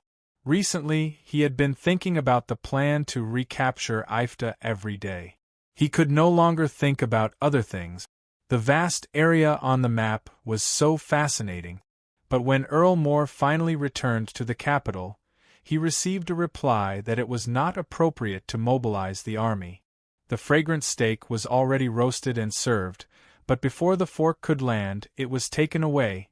This was probably how Charles II felt. But he also knew that Moore was not one to speak without thinking. After a few complaints, he took a deep breath and adjusted his mentality. He asked, "Tell me the reason. I hope you can give me a good reason." "Yes, Your Majesty. In this battle, the Orc strength has obviously changed due to some special reason. That's why the infantry and cavalry suffered heavy losses." "Wait, what do you mean by changed?" Charles II was a little impatient. He felt that Earl Moore was trying to find excuses to brush him off. How would Moore know the reason for the Orcs' change? His explanation was naturally vague, leaving Charles II rather disappointed. "Is there any other reason? There's also the problem of logistics. The battle with the Orcs has already used up a lot of manpower and resources. This is under the condition that we are close to the city, so the logistics pressure is not that great. But if we were to advance towards EFTA, we would have to head west from Bergen's territory. We would have to collect food as we go, and at the same time, establish a supply line. Bergen's territory has just been raided by the Orcs. Many villages and towns along the way have been destroyed." What Milner said was a little harsh, because Milner had never mentioned the loss of the Bergen territory to Charles II. He had only reported that the village had been looted, and he had given a few false numbers of casualties. He did not mention that the granaries had been looted and burned, and that the population had been greatly reduced. Moore did not want to mention this, but if they were to really march into EFTA, this was a real problem. He had to say it. Otherwise, if Charles II really let him lead the army to attack, where would he get food for tens of thousands of people? Hearing this, Charles II turned to look at Milner. The latter quickly replied, "It's true that the Orcs have raided Bergen's territory, but the food can still be transported out." Charles II was a warmonger, so Murnau had to stand firmly on the Emperor's side. If he retreated now, would the Emperor dare to put him in an important position in the future? That was how politics worked sometimes. When you were forced into a corner, you had to stand up. Even though Milner knew that it was difficult to get food from the Bergen territory, he had to tighten his belt and grit his teeth. This was a matter of position, not whether he could do it or not. Are there any other reasons? And the orcs have already retreated from Efta. If they move their troops now, it will be very difficult for us to attack. What? Charles II immediately stood up and said with a gloomy expression, "Who told you that? Where did you get the news?" Sweat instantly appeared on Murnau's forehead. He had actually received the news a long time ago. However, in order to allow Charles II to continue pushing for the war, he had kept the news to himself since last night and did not send it to the Emperor's desk. However, Murnau did not expect more to bring up the issue at this time. Although the two of them did not like each other, they did not fight openly. Now that the news was leaked, it was obvious that Moore wanted to fall out with Murnau. Murnau could not wait for Moore to die immediately. If he said anything else, he would be doomed eternally. However, behind the hatred, Murnau had long lost his cool. If it was any other issue, he would definitely think about why Moore would dissuade Charles II at the risk of falling out with him. However, the hatred of losing his son and the recent failure of the war plan had caused him to be obsessed with the matter of destroying Efta. Murnau, who was filled with hatred, did not know that he had fallen into the trap that Roddy had dug. Why did Roddy not kill Murnau back then? Because he knew that the royal family was essentially a tumor. It was easy to remove the tumor. All he had to do was to use his elite troops to wipe them out. However, conquering the entire kingdom by force would bring about countless hidden dangers. If he really wanted to achieve his political goals, Roddy could never take the initiative to declare war. If there was a change in power, the commoners and most of the feudal lords would not need a new king to step on them. Instead, they would need a savior to save them. How could he achieve such a goal? It was simple. He just had to make the royal family lose themselves in greed and hatred. Murnau was only a small part of Roddy's plan. He originally wanted to use more methods to subtly influence Charles II. However, he did not expect that the bomb that he had bought would explode at this time. The orcs are retreating from Efta? That's impossible. Earl Moore, I hope you can explain the source of this news. Murnau's face was solemn. It was obvious that he wanted an explanation from Moore. The latter originally thought that Charles II knew about this news. However, when he saw the scene before him, he immediately understood the reason. A chill ran down his spine. What was Murnau trying to do by keeping His Majesty in the dark? Murnau was not originally a powerful minister. It was only recently that he became the most trusted noble of Charles II. However, in just a few short months, he had infiltrated his influence to such an extent that even Charles II Earl Moore thought about it and immediately realized that he was in a dilemma. Should he continue to expose and dissuade Charles II? Or should he just give up and say that he did not know? He raised his head and looked at Murnau, whose forehead was bulging with blue veins. He then turned to look at Charles II, whom he had always been loyal to, and said slowly, "Forgive me for being presumptuous, Your Majesty. I have not confirmed this news. I only heard it from my subordinate." So you found so many reasons, but none of them are valid. Charles II sighed and waved his hand. "Forget it. I know you're tired from leading the troops into battle. You don't have to go this time." He did not mention anything else and directly asked Moore to leave. The signal from this gesture could not be more obvious. Earl Moore knew that he had been removed from the core power of the Elson royal family. He could not help but sigh in his heart. However, he was far more decisive than Charles II. Since he had made the decision, he immediately accepted the reality. Long live His Majesty! He took a few steps back and turned to leave without hesitation. Serving the Emperor was something he should do. However, if His Majesty were to embark on the path of self-destruction, Moore did not plan to be buried with him. The scene of Sauron's army charging in front of him made him realize that Efta, who could face such an enemy without any openings, was far stronger than Charles II had imagined. As a qualified general, he would not lead his troops to their death. As a qualified politician, he made the same choice that all nobles would make.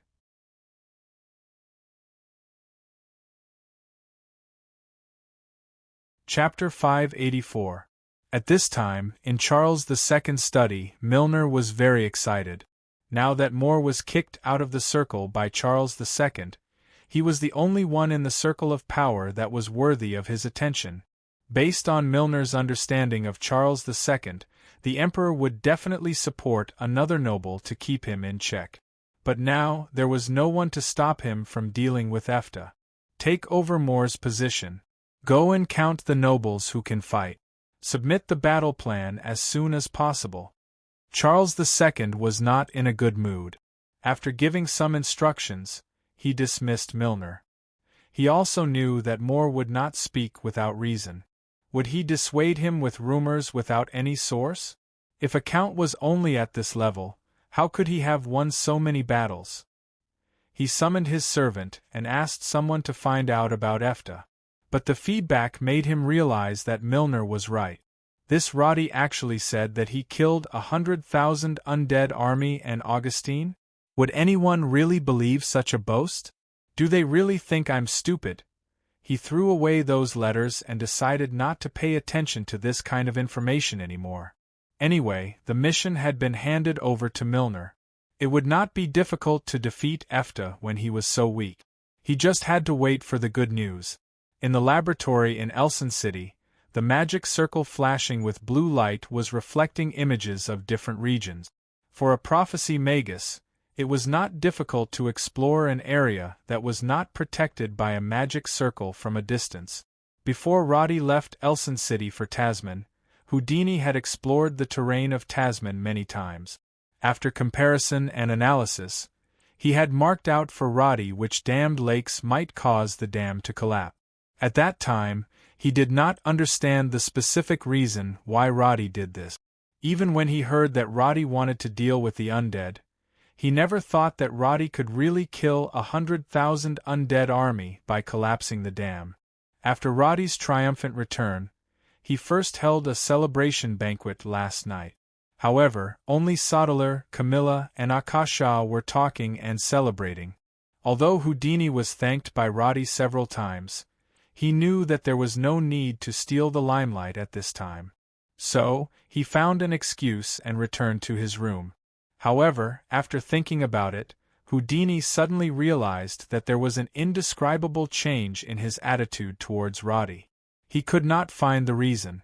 Since he could not sleep in the middle of the night, he got up and cast another spell to observe the chaos in Tasman. The image in the magic circle was now locked on to a town. Countless humans were hammering away and building in full swing. The humans working in the drizzle had unprecedented smiles on their faces. They couldn't stop talking about Lord Kulka. Clearly, the rebel army had not only overthrown the undead's rule for a long time, but they had also broken the stability of the lambs. The high-ranking nobles controlled by the undead had all lost their backers. While they were in chaos, Kulka took advantage of the situation and led his troops to subdue them one by one. Now, this group of sparks had completely set the prairie ablaze. Without a sound, they had already occupied 2/3 of Tasman's former lambs. Clearly, the integration of all humans was already a done deal. The scene in the magic circle changed again. In a gloomy house, the leader of the awakened, Dusko, who had changed into decent clothes, sat upright and still. He was talking in a low voice to a white-haired undead in front of him. This nobleman had an old face, and was wearing a blue-black robe that symbolized a count. The content of their conversation revolved around which nobleman the awakened would support in the future.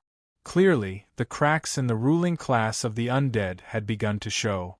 Augustine had not appeared for several days, and basically everyone had already confirmed his death. Then, this group of noblemen began to form their own groups and take side. Due to different political views, they began to argue and fight. The Awakened were originally the enemies of Tasman's noblemen, but after this chaotic political struggle began, they immediately became popular among many factions.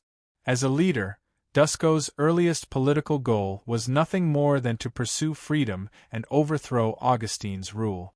But now that Augustine was dead, the so-called pursuit of freedom had gradually changed the higher one's position, the more they wanted. The political demands of an individual would also gradually be distorted by the collective. All the undead who joined the Awakened organization essentially thought of themselves as humans. Deep down, they stood on the opposite side of the original undead of Tasman. In other words, they now began to have a new understanding. They were the true undead, and those who had been brainwashed and forgotten could not be considered undead at all. Right now, they were still the minority.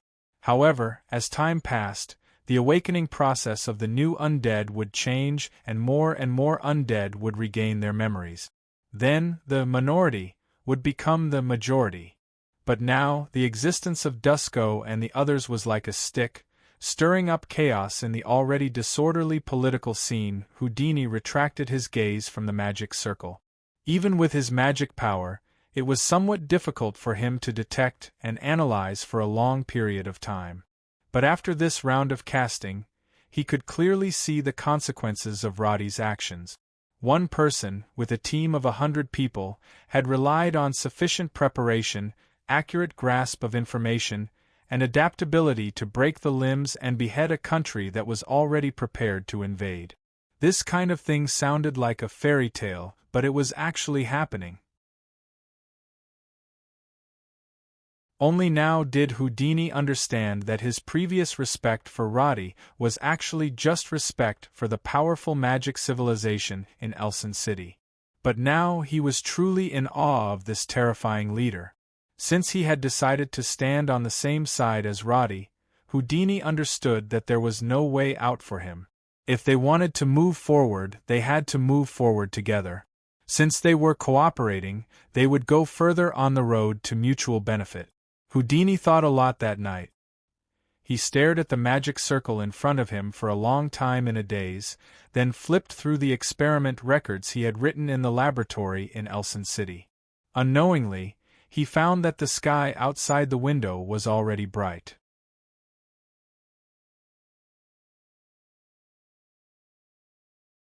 Chapter 585.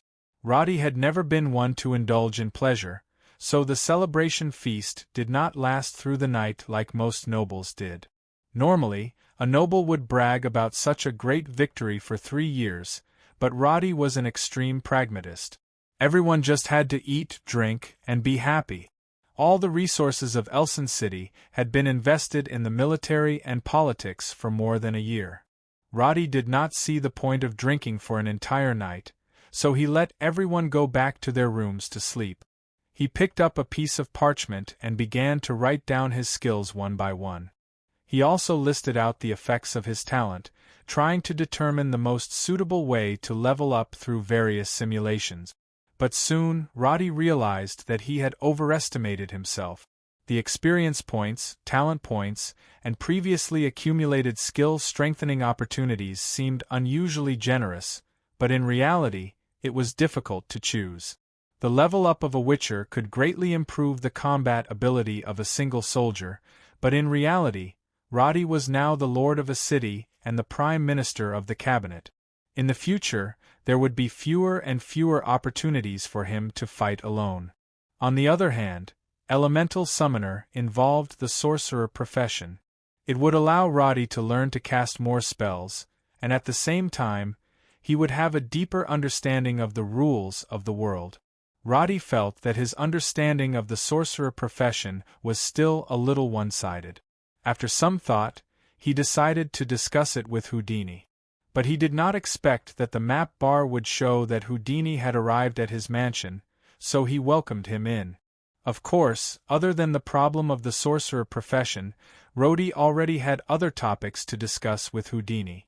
That was why he directly invited Houdini to have breakfast with him. At the dining table, they started to talk about the upcoming arrangements.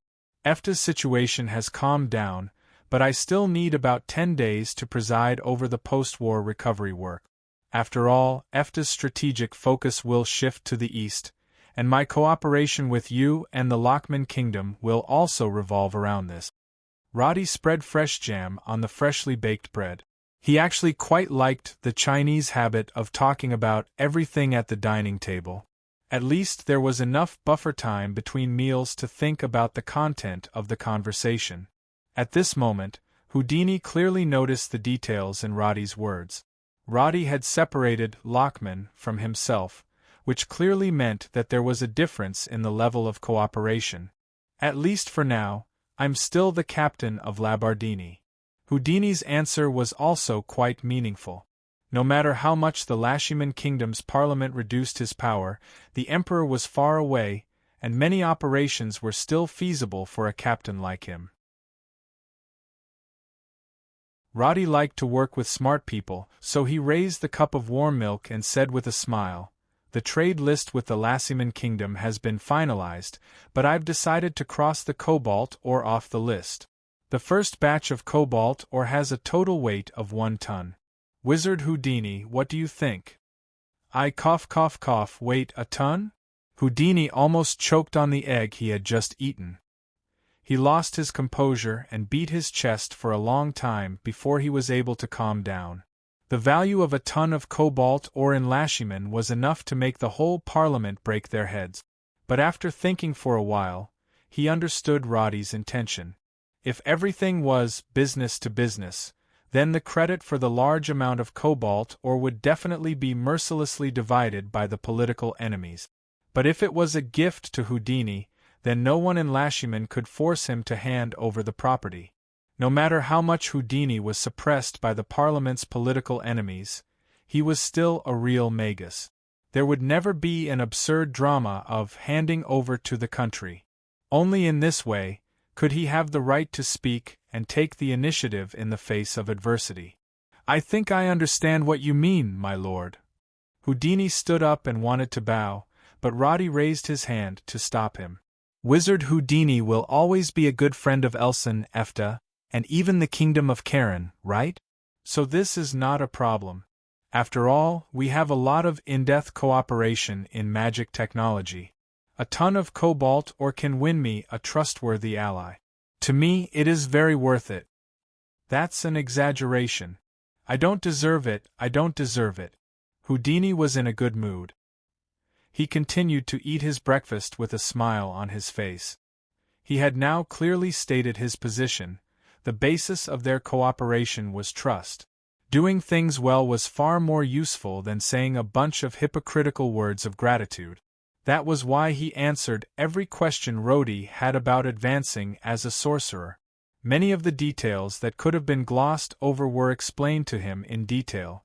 Making things convenient for others was making things convenient for oneself. Roddy now had a deeper understanding of this saying. The perspective of a magus was not something he, as a player, could understand. Only then did Roddy understand that regardless of the school of magic, a wizard must first learn from knowledge and method. He had previously relied purely on learning the skills on the scrolls to increase his combat power. He did not know that two wizards with different knowledge of magic could cast the same fireball with different effects. This conversation went on for more than half an hour. Marinsara, who wanted to freeload breakfast with Roddy, also joined the discussion about magic. Roddy smacked his head. It was such a waste of resources to ignore the spell master of the dragons beside him. So he simply asked the servant to bring a pen and paper and recorded all the details at the dining table. This conversation continued into the morning. The tea on the table was refilled one after another. It finally stopped when it was almost lunchtime. Towards the end of the discussion, Marinsara and Houdini were basically debating the origin of magic. Surprisingly, both of them had gained something from it. Lastman's magic system and development had brought a new trend to the magic world on the entire continent. It had given Marinthra, who had been studying the ancient dragon clan's magic spells, a lot of inspiration. As a former shadow dragon, she had come into contact with far more high-level magic spells than Houdini. Even though she had some reservations, the description of the different forms of high-level magic spells was still an eye-opener for the Archmage. In short, this purely academic discussion was surprisingly effective. It made Houdini feel that he had made the right choice.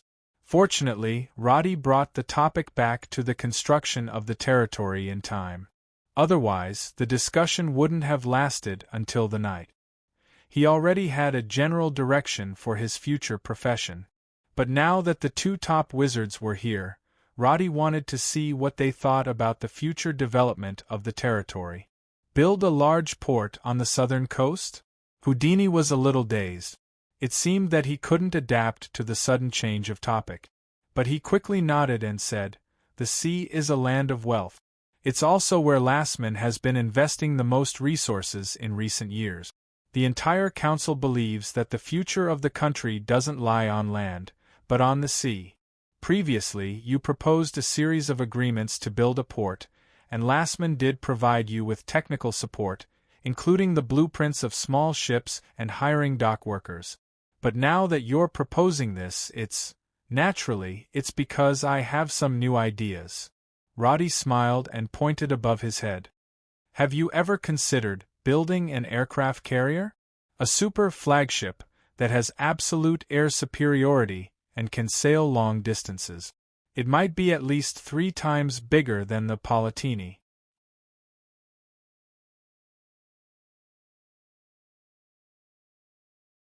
Chapter 586. At the same time, the Lochman Kingdom, thousands of miles away, was thriving. Duriel, the capital of the kingdom, was near the sea. It was a great city built by mages on a mountain by the sea.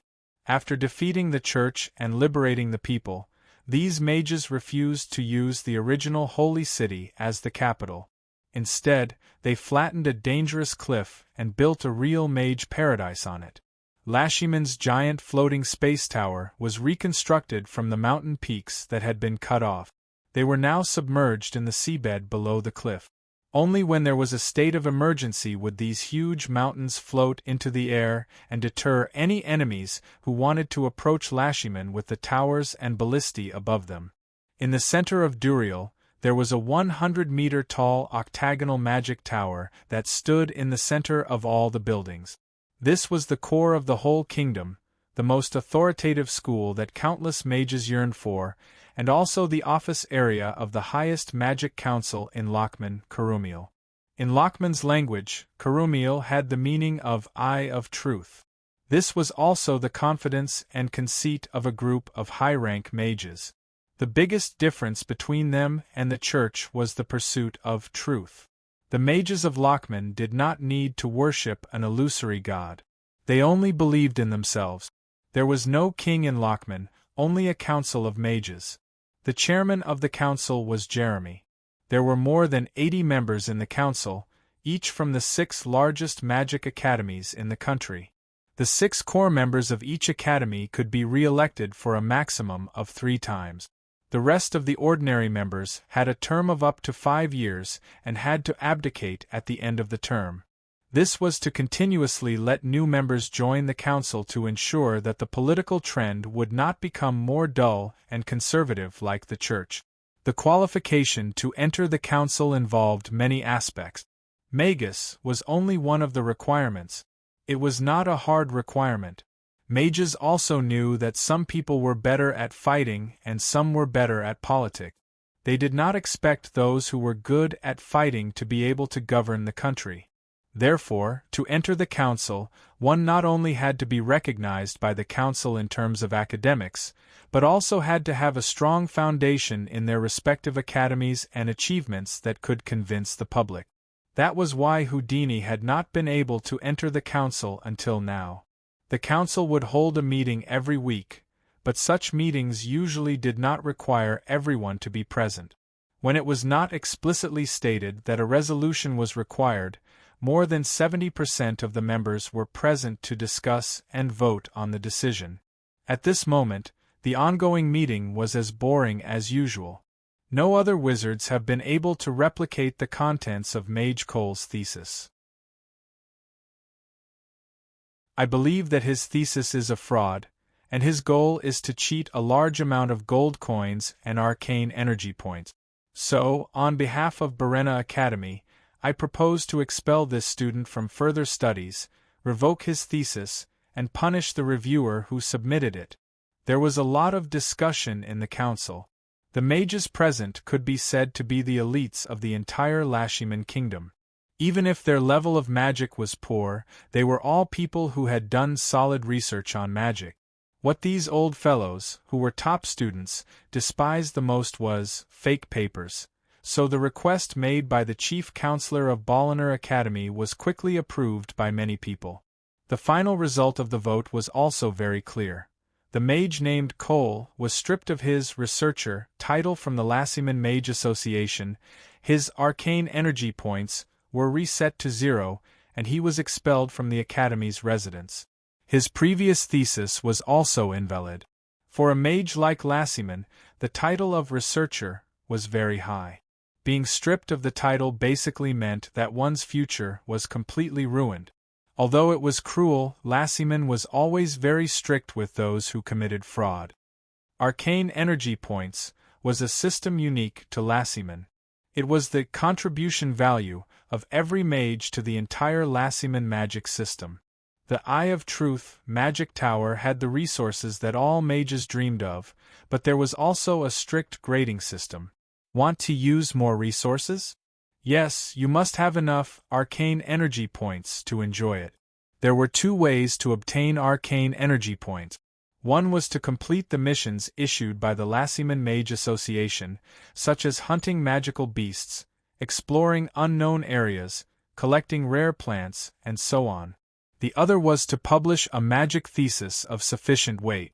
When the thesis was published in the newspapers or journals of the various academies, the arcane energy points could be calculated according to a certain ratio and allocated to the author.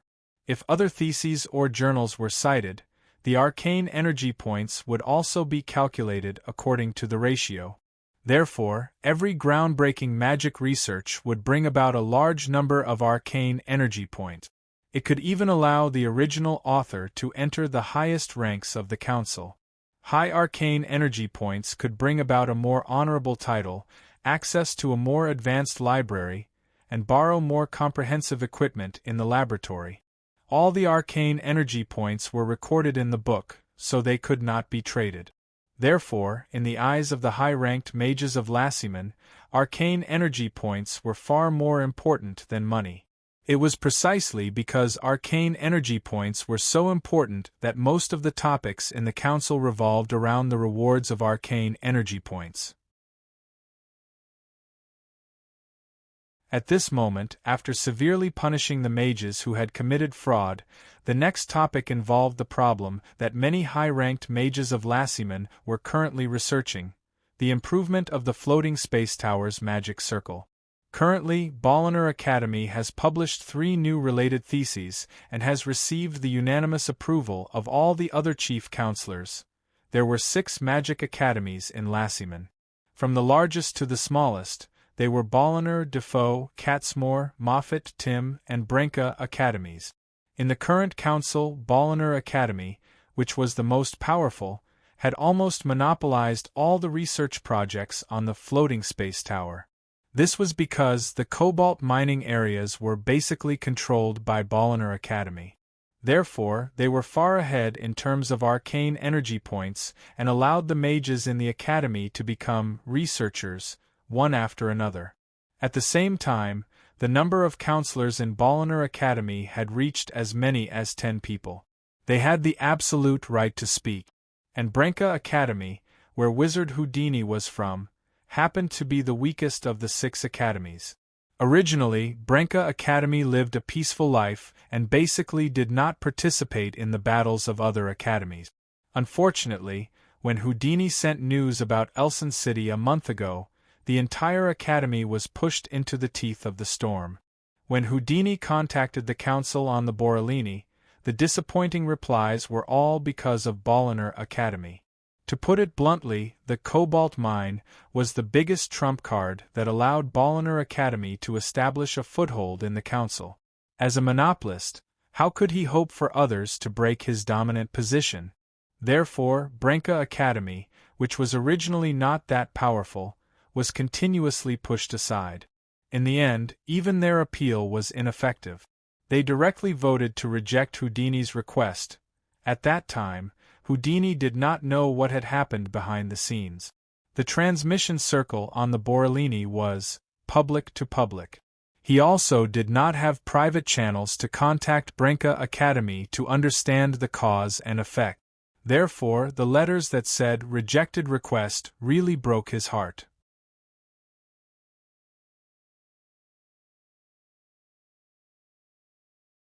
Chapter 587. So far, the Bolinar Academy was still enjoying the academic advantage of monopolizing the cobalt mines. But while they continued to advance the research of the floating spell, they did not forget to raise issues against Houdini.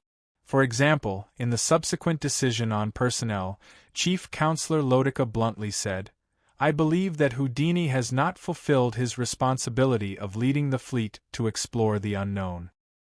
He has been overdue for more than a month, and we have not received any news of his departure.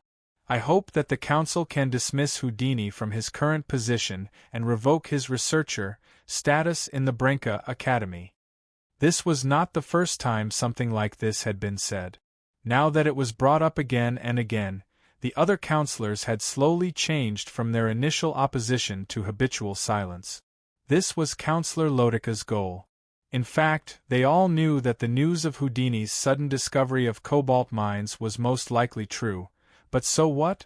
As long as one had enough power to speak, truth could also become false. You want to cut off the Bolinar Academy's source of income? Then please go to hell. Plans can't keep up with changes. Houdini has already proposed to extend his return date. I think there is no need to vote on this issue. The only one who spoke fairly was Counselor Jeremy. With his white hair and beard, he usually did not take the initiative to express his views. He was fair and extremely prestigious. With his words, Lodica did not need to think about what to do with Houdini today. But he was not in a hurry. He still added a bunch of trumped-up charges against Houdini, such as inappropriate signing of the agreement, extravagant and wasteful, possibly corrupted by the Kingdom of Karen's money, and so on. Anyone with a brain knew that this was an obvious attempt to mess with Houdini, but even the counselors of the Branca Academy could not respond at this moment. They were alone and did not know if there was really a problem with Houdini. The most important thing was that the core counselor, Corey, was used to being a neutral party and did not have any courage at all. All he could think of was letting Houdini take the blame when he returned. This negative attitude made the situation even more unfavorable for Houdini. Everything regarding Wizard Houdini needs to wait for him to return with the fleet before we make any further decisions. Counselor Lodica, I will record your proposal in the memo. When the time comes, I will also ask Wizard Houdini to personally come to the council for consultation. I hope that we will not hear any more complaints against him, understood? Branca respects the council's decision. Lodica knew when to stop and obediently sat back down. Not long after, the regular meeting ended, and the counselors filed out in twos and threes. Lodica walked provocatively in front of Branca Academy Counselor Corey. Corey did not want to provoke Lodica, so he could only lower his head and walk around. This scene made many people shake their heads, but it was also a daily occurrence in the Lassiman Kingdom. Wherever there were people, there would be Jianghu. It was the same no matter where one went. Chairman Jeremy also saw this scene, but he didn't have any extra expression or thoughts. He had a ruler in his heart for everything. Whether it worked or not, whether it was good or not, whether it was good or bad, he had his own standards to judge right and wrong. No matter how much Lodica said, Chancellor Jeremy's thoughts never changed. After leaving the conference hall, he no longer thought about the choice in the political arena. Instead, he thought about the topic he was currently researching, magnetic field magic. Walking into the laboratory, he saw that the books used to record experimental phenomena were piled up like a mountain, but there were only a few pages with useful conclusions. Jeremy was not discouraged. He just frowned and thought about how to solve the current problem, stabilizing the energy output of the magic array. This was the biggest bottleneck affecting the current experimental results, and it was also the problem faced by the Lassiman Kingdom at present. Because when the experimental results needed to be recorded and extremely detailed to reach a conclusion, the quality of the experimental equipment played a very important role in verification. Jeremy now felt that even the cleverest housewife can't cook without rice. Although he was one of the most powerful sorcerers in the kingdom, he still had his own limit. He already had a precise idea, but the magic array and equipment he used could not complete the experiment he envisioned. It was not that he was not strong enough, but that the accuracy of the experimental equipment was not high enough. This problem was indeed a dead end for the Magic Kingdom, which was lagging behind in industrial development. Although the kingdom's gross domestic product had risen rapidly in the past 2 years due to the rise of the magic civilization, the sorcerers obviously focused more on improving their own strength and did not consider the impact of basic industry and agriculture on the overall strength of the country. Or even if they did consider it, it was rejected during the vote in the parliament. Therefore, most of the experimental equipment now had to be made by the sorcerers themselves. If they could not make it, then the progress would be stuck. What should I do? After tearing up the 276th experimental plan, Chairman Jeremy's face became even more gloomy. In Elson City, Roddy, who had held a whole day's seminar, only felt thirsty.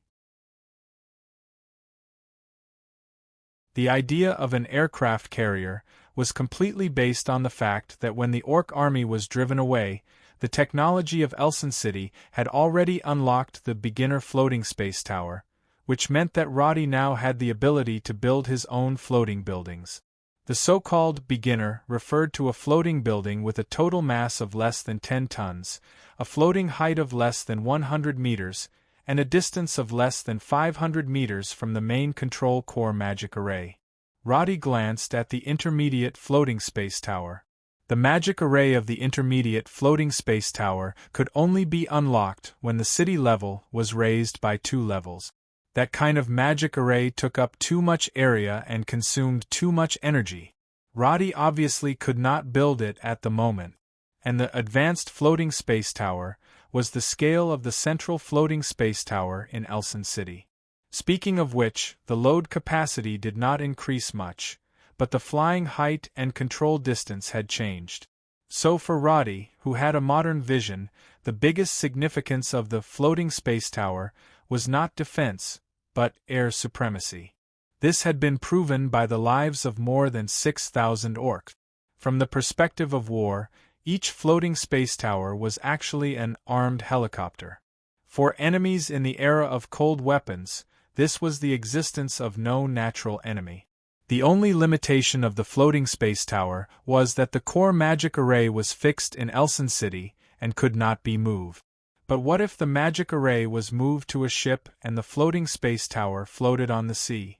The small floating space tower used by Boratini now was only used to show off strength and slightly increase attack power. Because of the gap in floating space magic array technology, the small floating space tower and the one that Elson was always floating in were obviously different.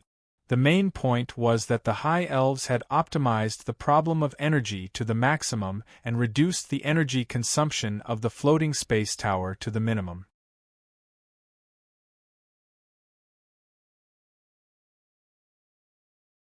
Chapter 588. To put it simply, if the energy needed to keep the 7 floating space towers floating for an hour was converted into rechargeable crystals and used in the magic circle of Elson City, it could keep them flying for a week. Therefore, Roddy believed that he could build a real aircraft carrier. It was not only an invincible fortress on the sea, but also a mobile territory. If there were more than 100 floating space towers surrounding it, what was the difference between it and a mobile Elsin city? If this aircraft carrier was equipped with the No. 53 weapon with a range of up to 30 kilometers, then in the face of a coastal battlefield, what enemy would be able to stop it? Rhodey still had more ideas that he had not revealed, but even though he had only briefly described the concept of an aircraft carrier, Houdini was already shocked to the point of being dumbfounded. Lastman had never considered building a large-scale floating space tower. In the end, it was because he did not have enough technology and cobalt ore as a raw material. But now that Roddy had the technology and strength, it was not impossible to achieve this goal. Therefore, he immediately discussed with Roddy for the whole afternoon and finally reached a preliminary agreement. In the future, Houdini would assist Roddy in building a deep-water port and dock. If the aircraft carrier was put into production, Houdini would have priority to sell related technology to Lastman. As soon as the agreement was reached, Houdini could not wait to survey the coast suitable for building a port. Camilla, who was listening later, raised the most pressing problem at present. The energy was not enough. At present, the speed of recharging crystals can still keep up with the consumption, but the growth rate of magic crystal used as raw material has slowed down, and the price is slowly increasing. Try to hold on. The essence of water from the glacial plain should be able to be extracted a few more times. As for the rest, we can only wait for Lastman Kingdom to trade with us. Roddy rubbed his eyebrows. Seeing Camilla's troubled expression, he said, "Is there something that makes you hesitate?" "It's about Teflon. Many unemployed people are starving, which leads to robbery and bullying among them. I don't know if I should deal with this situation." "Deal with it according to the law of Elsin City. Do what you have to do." Roddy sneered. "I hate bastards who think they are weak and right the most. Elsin doesn't have the habit of raising refugees. I don't serve useless people." "Understood." Camilla nodded, and after reporting a few matters, she leisurely left. Marinsura, who had been researching for the whole day, was gulping down water. She was so tired that she didn't want to talk. Seeing that there was nothing else to do, she stretched and went back to rest. When Akasha came over to ask Roddy what he wanted for dinner, he realized that it was getting dark. "Let's eat something light. I'm a little sick of eating fish and meat at the celebration banquet." "Alright, no problem." Akasha was obviously going to cook herself. Roddy knew that she liked it, so he didn't say anything else. But looking at her, it seemed that there was something to be happy about. Thinking about how he had won such a big battle, it was only right for everyone to be happy. Roddy didn't bother thinking about it anymore. When the study room quietened down again, Roddy finally had the time to carefully examine his harvest this time. With Houdini and Marinsura's explanation of the magic profession, Roddy had a more systematic understanding of the elemental summoner. He knew that some of his previous views were biased, so after making the decision, he quickly distributed the 8 digits of EXP, causing the level-up notifications to ring continuously. Although Roddy didn't move, he could clearly feel a mysterious force constantly washing over his body. And when he finally finished distributing the EXP, he couldn't help but feel a little emotional when he looked at the status bar again. Roddy title: Castellan of Elsin City, pending selection. Temple Guard Captain of the Last Witcher, Devotee Undead Slayer, Blessing. Mark of the Dragon Slayer, Fire Affinity, Basic Profession. Legion Soldier, Level 21, Advanced Profession. Witcher, Level 29, Elemental Summoner, Level 17, Strength 258, plus 336, Dexterity 359, plus 467, Constitution 311, plus 404, Intelligence 303, plus 394, Spirit 263, plus 342. At this time, Roddy was only wearing a robe with no attributes, so these attributes were basically equivalent to his attributes in his naked state. Inside the brackets were the individual bonuses of the Mark of the Dragon Slayer and Castellan of Elson City. If Roddy were to wear the full set of equipment, his attributes would be several times higher. At this level, it could be said that there was no one in Evertower who could match him. The only thing that Roddy lacked now was equipment that could not keep up with his level and attribute. So, he decided to give Serene a new mission to quickly make more dragon skin to make new equipment. Compared to the bare a status bar when he first came to this world, Roddy's current achievements were definitely worthy of being called a top player. Because he had taken the lead in the battle in Tasman, Roddy received the highest EXP ratio. The EXP was so huge that it directly exceeded the sum of all the previous battles and missions. It increased Roddy's overall level by more than 20. It was like a marathon, where Roddy, who had been running, suddenly got on a motorcycle, twisted the accelerator, and left everyone far behind. Roddy did not use up all his EXP. Instead, he reserved 2 levels of EXP for the basic profession, Army Soldier, in case of emergencies. However, after the basic profession reached level 21, including the talent point reward from Judgment of the Bone Throne, he directly invested 15 points into the Weapon Mastery branch. At the same time, he added the rest into the Body Enhancement branch. Then Weapon Mastery branch mostly increased basic damage or accuracy. For example, a bow damage increased by 1%, or two-handed axe explosive rate increased by 2%. The specialization was very scattered. Roddy avoided close combat and chose to add points into the long-range series. At the same time, when he added point 10, he obtained the passive skill Master Mastery. All long-range weapons increase accuracy by 5%. At the 16th point, which was also the last level of the talent tree, he obtained the passive skill Master Control. Long-range weapons permanently increase damage by 15%. On the other hand, the body strengthening had increased Roddy's strength and endurance to a certain extent. Basic professions would also obtain skills. However, the skills obtained now were somewhat useless because the effects of advanced professions were far stronger than these skills. So, after glancing at them, Roddy directly forgot about them in the list.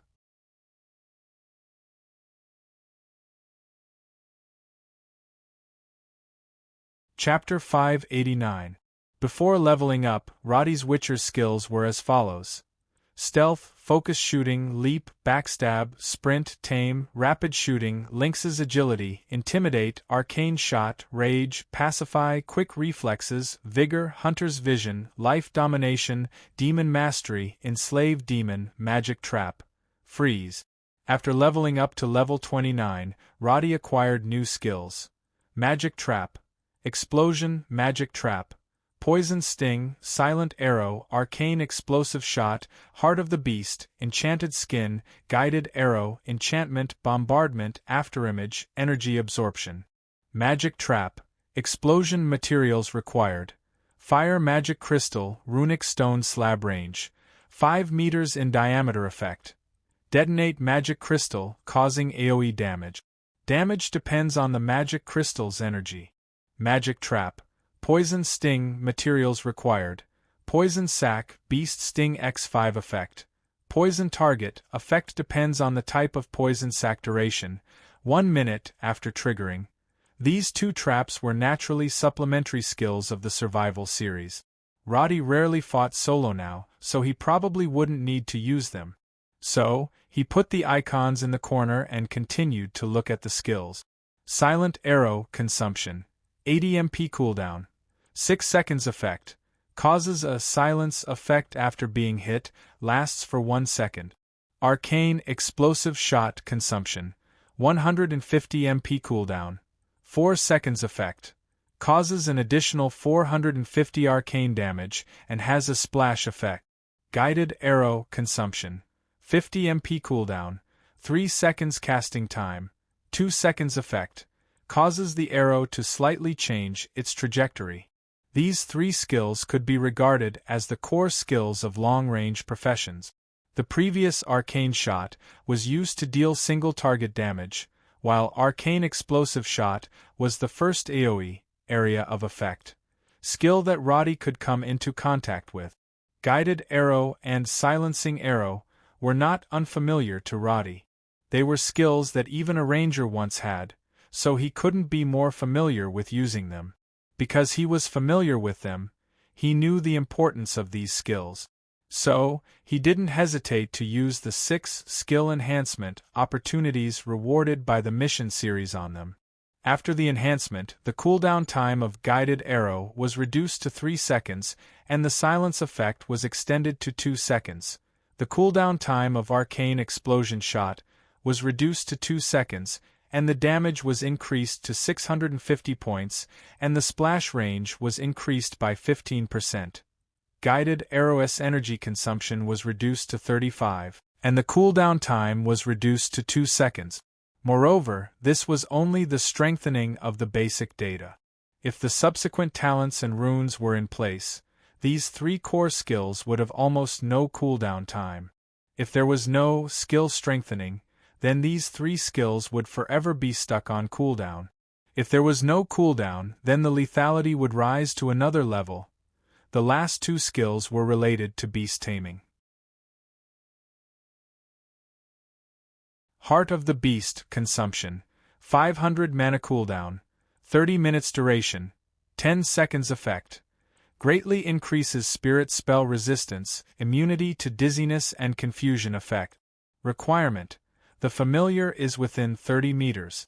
Enchanted Skin consumption, 450 mana cooldown, 2 minutes duration, 30 seconds effect. Increases your armor value. The value is 15% of the magic pet's armor value. For Roddy, who was relatively useless, these 2 skills seemed to have a mediocre effect. He already had the Dragon Slayer's mark, which was almost equivalent to having the effect of Heart of the Beast at any time, and the armor value of Enchanted Skin was too low.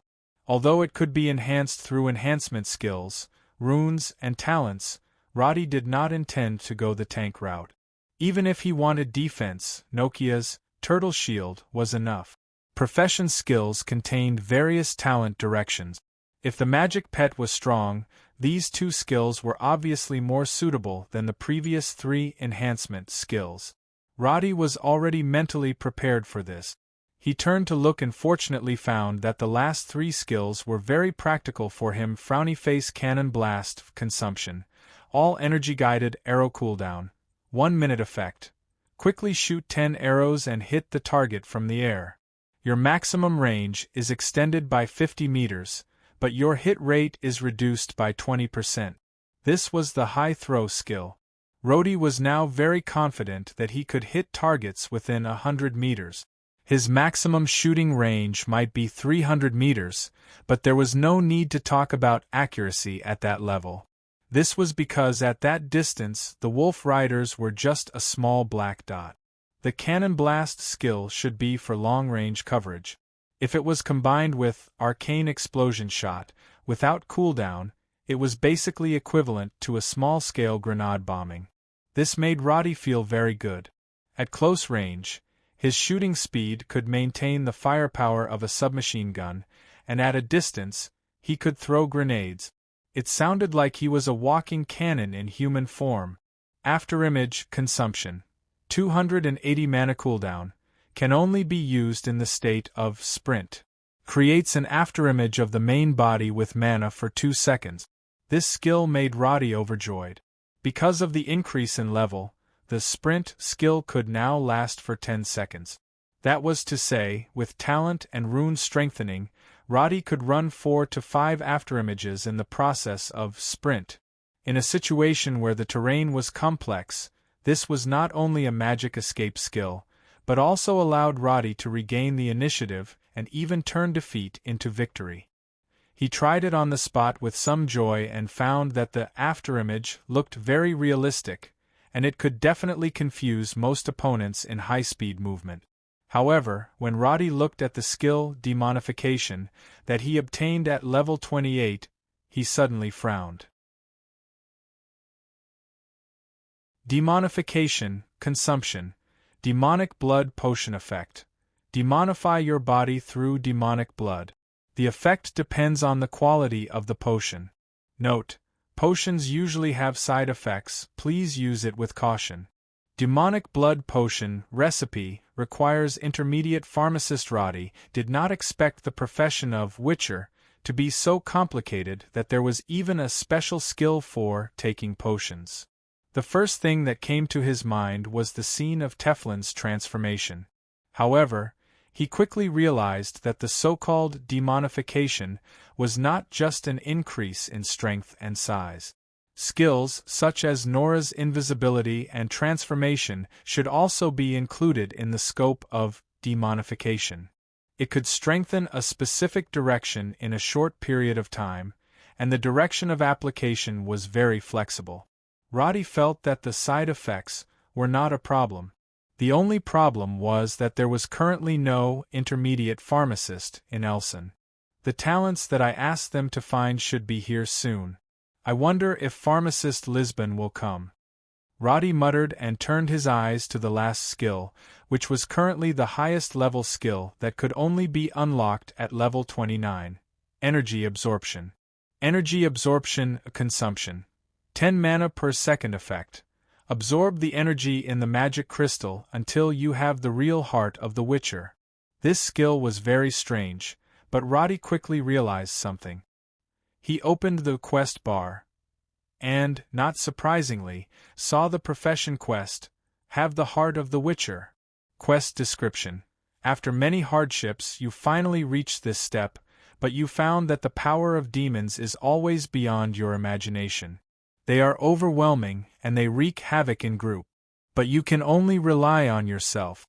As a Witcher, you must learn to condense your own heart of the Witcher. Use powerful enemies to strengthen yourself.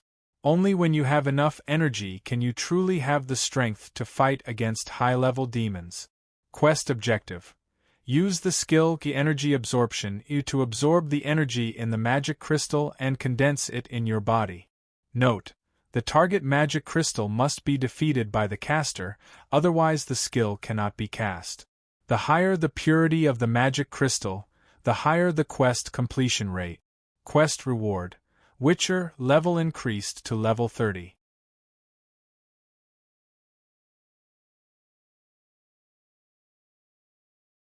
Chapter 590. Logically speaking, it was very difficult to advance from level 29 to level 30. Many players were stuck on this advancement mission due to their lack of strength. This was because the difficulty of this mission was very high regardless of the class, and it usually took 1 to 6 months to complete it. Back then, in order to complete the Ranger Advancement quest, Roddy had practically run all over the Silent Forest. He had also borrowed a lot of money and items from all over the place. Finally, he single-handedly killed the quest boss and successfully advanced. The moment he leveled up, Roddy felt like he was shedding a layer of skin from exhaustion. But now, Roddy took out the Shadow Dragon crystal that was hanging around his neck. Although Merlin Sarah wasn't an enemy, the dragon crystal was personally given to him by her. In a sense, it should be considered as a spoil of war after defeating him. With that thought in mind, Energy Absorption showed a notification that the activation was successful. Roddy was a little dazed himself. Obviously, he didn't need to do any preparations or run errands for this mission anymore. He just needed to wait for the energy absorption to be completed. That's it. He looked down and then understood. It wasn't that the mission had become easier, but that he was now too strong. How many people could slay a dragon and kill a demigod when they advanced to level 10? How many people could become the cabinet minister and the lord of a city?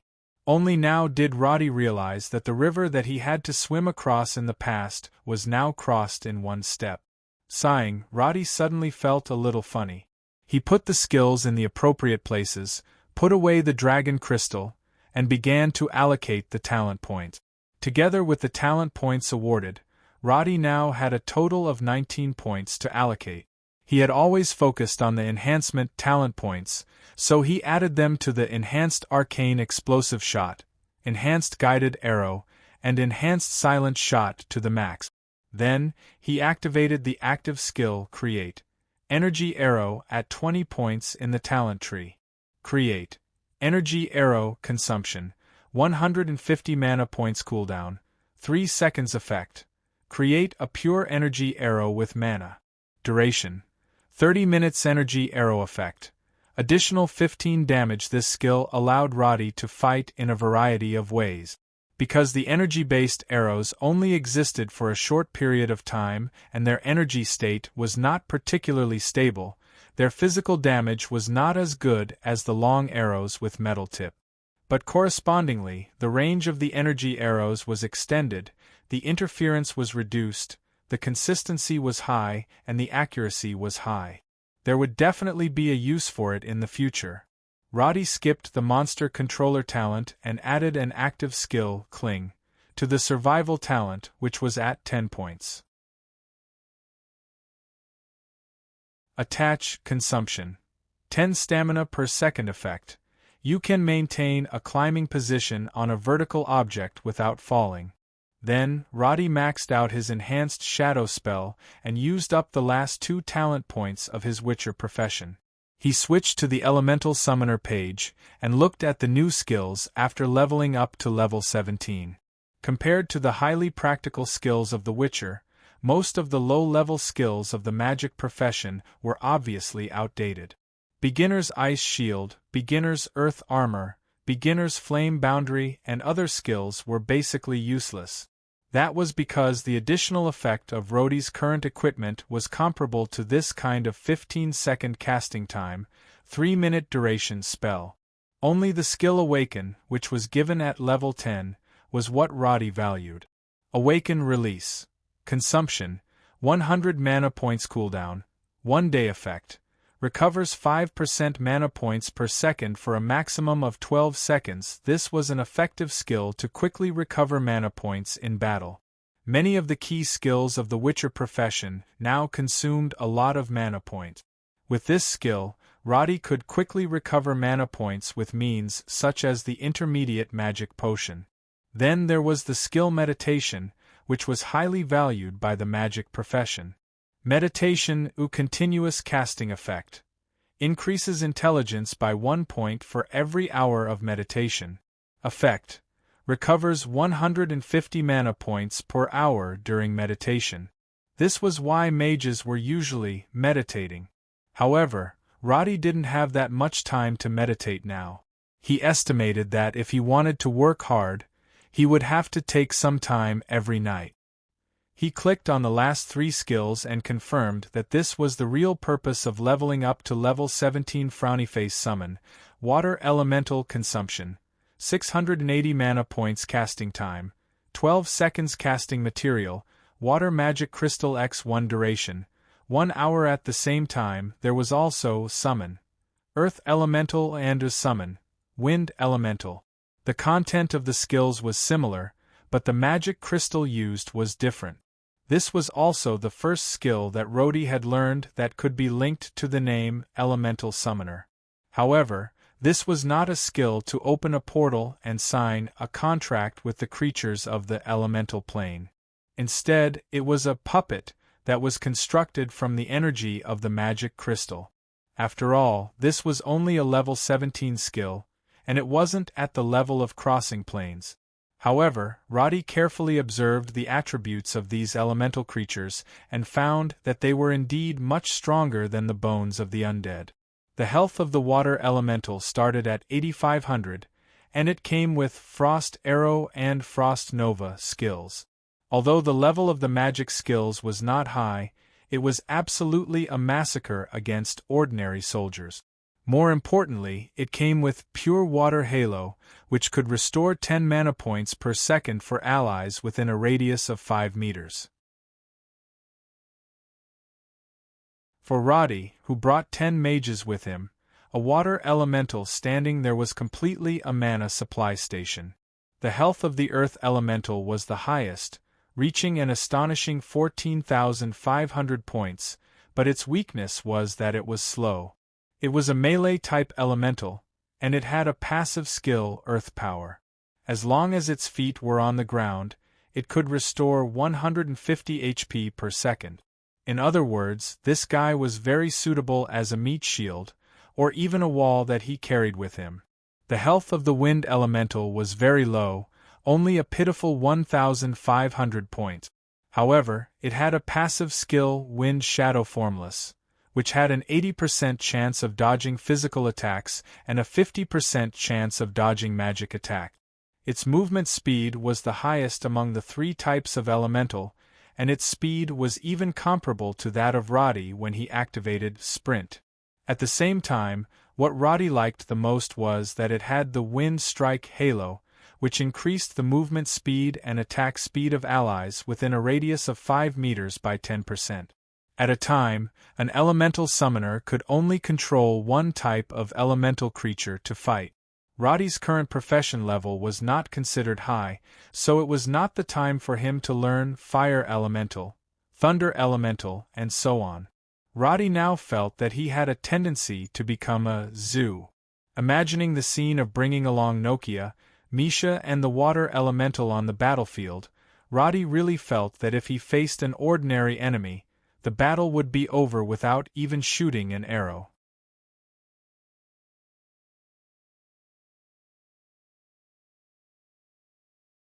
Chapter 591. He flipped to the Advanced Talent column of Elemental Summoner and glanced at Oath, Elemental Control, and Infusion. Finally, he decided to put all his points into Oath. Because Elemental Summoner definitely relied on summoned creatures to enhance their combat power, Roddy didn't expect himself to be as strong as Merlin Serra, so he focused on the talents related to Elemental Summoner. Roddy didn't hesitate to max out the talents that enhanced the summoned creature's HP, MP, and skill effects. There was also a talent that extended the duration of the summoned creature's existence by 20%, which Roddy also maxed out. Together with his Arcath, the Blessed Sword of Frost Baron, on the table, each summoned creature's existence would be close to 2.5 hours. When the Oath talent reached 15 points, Roddy also obtained the skill to make Summoning Stone Frowny Face Summoning Stone Consumption, 1500 MP use. Seal summoned elemental creatures and release them after activation. Duration: 3 days. With this skill, Roddy didn't have to summon elemental creatures before the start of the battle. He imagined himself throwing the summoning stone and shouting, "It's you!" and giggled. After adding the points, Roddy finally breathed a sigh of relief. He then flipped to the Battle Stance column and looked through the new battle stances. Witcher had 6 battle stances: Environmental Sensitivity, Elemental Deflection, Hunter, Survival Master, Heart of the Wild, and Enchantment. Elemental Summoner, after reaching level 17, had 3 battle stances: Focus, Elemental Destruction, and United Will. Hunter Effect: increases the range of your tracking skills by 25%. Trap Master Effect: increases the activation time of your trap-type skills by 50%. Heart of the Wild Effect: when you are within 50 meters of your magic pet, increases both your attack speed and movement speed by 10%. Enchantment Effect: increases the duration of enchantment by 50% and reduces the side effect. Focus Effect: reduces the interruption rate of spells by 60%. Elemental Destruction Effect: increases the spell strength of all equipment by 15%. United Will Effect: increases your maximum mana by 15% when an elemental creature is present. Roddy could have 3 battle postures at the same time.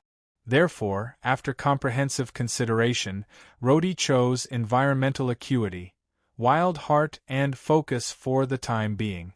If he was preparing to go to the battlefield, he would definitely make another choice based on the current situation. However, it was naturally a good thing that he had a lot of options now. Roddy glanced at his skill bar again and discovered that his future battle style would be greatly changed. With the support of many skills and talents, fighting in a small team should be the best way to display his strength. However, with the increase in levels, a new problem arose. All of his companions, including Sodeler, had leveled up significantly after the war. Upgrading their equipment was also a problem that Roddy had to consider now. However, now that he had all of EFTA's resources, he believed that he would soon be able to upgrade the core team's equipment. While he was deep in thought, Naifei ran into the study room to call Roddy for dinner. But as soon as she entered the room, she stopped and looked at Roddy in a daze. Are you ready to eat? Come, let's go together. Roddy got up and took her hand, ready to go to the dining room. But when he saw Naifei's expression, he was a little confused. What's wrong? What are you looking at? Brother Roddy, you seem to have suddenly become very powerful. Naifei had a vision different from others. Naturally, Roddy knew that she had noticed the changes after he leveled up, but it did not matter at all. Now that the threat of the orcs had disappeared, the scene in her memory would not appear again. So, looking at her dazed face, Roddy was in a good mood. He reached out and pinched her hand. Of course I have to become more powerful after killing so many revenants. But no matter how powerful I am, I'm still your brother. If anyone bullies you in the future, just say my name. Alright, I'm starving. Let's go eat. After recovering from the shock, Naifei hurriedly ran 2 steps to catch up with Roddy and took the initiative to hold Roddy's big hand. She saw that Roddy was not just a little more powerful, but had almost been reborn. Especially when there was a strange halo around his heart, which made Naifei very puzzled. But seeing that Roddy did not want to explain, Naifei did not ask more. Instead, she changed the topic and said, Brother Roddy, are you going out again? Yes, I'm going to Hollier City tomorrow for a meeting. I'll come back after that. But I'm going to the Lockman Kingdom soon to discuss some things there. Ah? You're going for a long time. Naifei pouted and turned her head listlessly. Will it take a few months before I come back? Who knows? After all, the voyage will take a month. Of course, Roddy knew what she was thinking, so he deliberately teased her. If there are a lot of things to discuss there, maybe I'll stay for a year. Naifei pouted even higher and did not say anything. Seeing her like this, Roddy did not dare to continue to keep her in suspense. He whispered, But this is a state visit, and we're going on the flagship. If you want to go, you can also come with us. As soon as he finished speaking, Roddy saw Naifei jumped up and directly kissed his face. Then, she shouted, I want to go! I want to go! This, Roddy touched his face. He felt that he should not get used to Naifei's habit of kissing. But before he could say anything, Camilla, who just saw the scene in the dining room, scolded Naifei with a straight face. You're already so big, but you still jump around and shout. That's outrageous. Naifei immediately sat down on the chair obediently, but her joyful expression still could not hide her mood.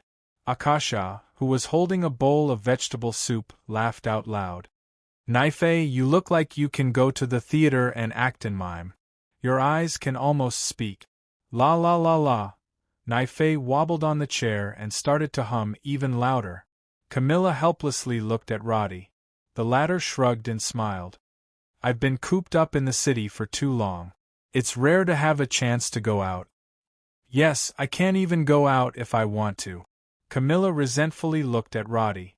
The latter immediately knew that he had said something wrong. He embarrassedly sat in front of the dining table. The magic system of the Lockman Kingdom is different. I'll try to sort out their magic theory and bring it back to see if it can help you.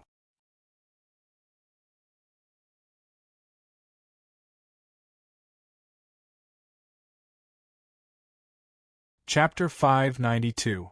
It's fun to fight them, but the backlash is not worth it. Don't look at how these nobles are crying for their parents when they face the orcs. If I really bring my team over, they'll immediately jump out and call me a traitor, and want to fight me to the death. Roddy took the bowl that Akasha handed over, took a sip, and breathed a sigh of satisfaction. He continued, Charles II is not a complete idiot, and even if he is, those nobles who hold real power are not easy to deal with. So, it's a matter of patience to deal with them later on. It can't be rushed. To be honest, I'm tired just looking at them. Merlina, who was eating a piece of steak, added, not to mention these nobles, even the relationship in the academy I was in was very complicated. A bunch of rookies even tripped each other when they wanted to use a laboratory. Wood Elf Natha quietly lowered her head and drank her soup at the end of the long table. Akasha brought the bread and sat opposite Roddy. The Viper Cross is the same, but it's a little more cruel, and it's common for people to die. Fighting with others is endless joy, it's the same everywhere. Roddy shrugged and focused on the vegetables in front of him. Ifta's farming methods were simple, the variety was monotonous, and the taste was passable. It could only be said that it was not polluted, and it tasted good. After the battle, the atmosphere at the dining table was relaxed and harmonious. At least everyone had a smile on their faces. Roddy felt that this kind of life was really comfortable. But after thinking about it, he realized that apart from himself, the rest of the people in the dining hall were all women. I'm an otaku, and now I'm surrounded by beautiful women. It's really worth living. Roddy couldn't help but have this thought in his mind. This was just pure emotion, and there were no other distracting thoughts.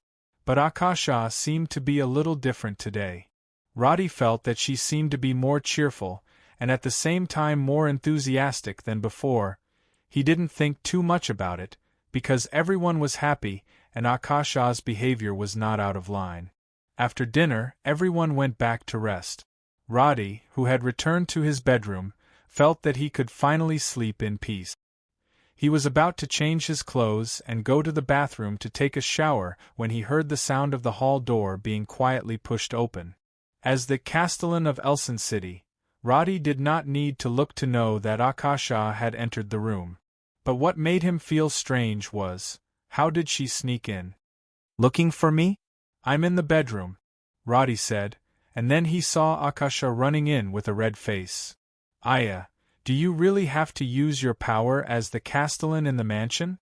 It was already June and the weather was warm. Akasha had worn an ordinary white robe for dinner, but now she had changed into a well-tailored dress. Her voluptuous curves were accentuated by the waistband, and her long hair was tied up. She looked gentle, generous, and indescribably sexy, but Roddy couldn't wrap his head around it for a moment after taking a glance. He asked curiously, "It's almost bedtime. Why are you still dressed so formally?" Akasha lowered her head and pinched the ends of her hair. "I don't have anything to do, so I wanted to chat with you." Roddy immediately realized that his brain had really gone haywire from the war. Why did his girlfriend come to his bedroom in the middle of the night to chat?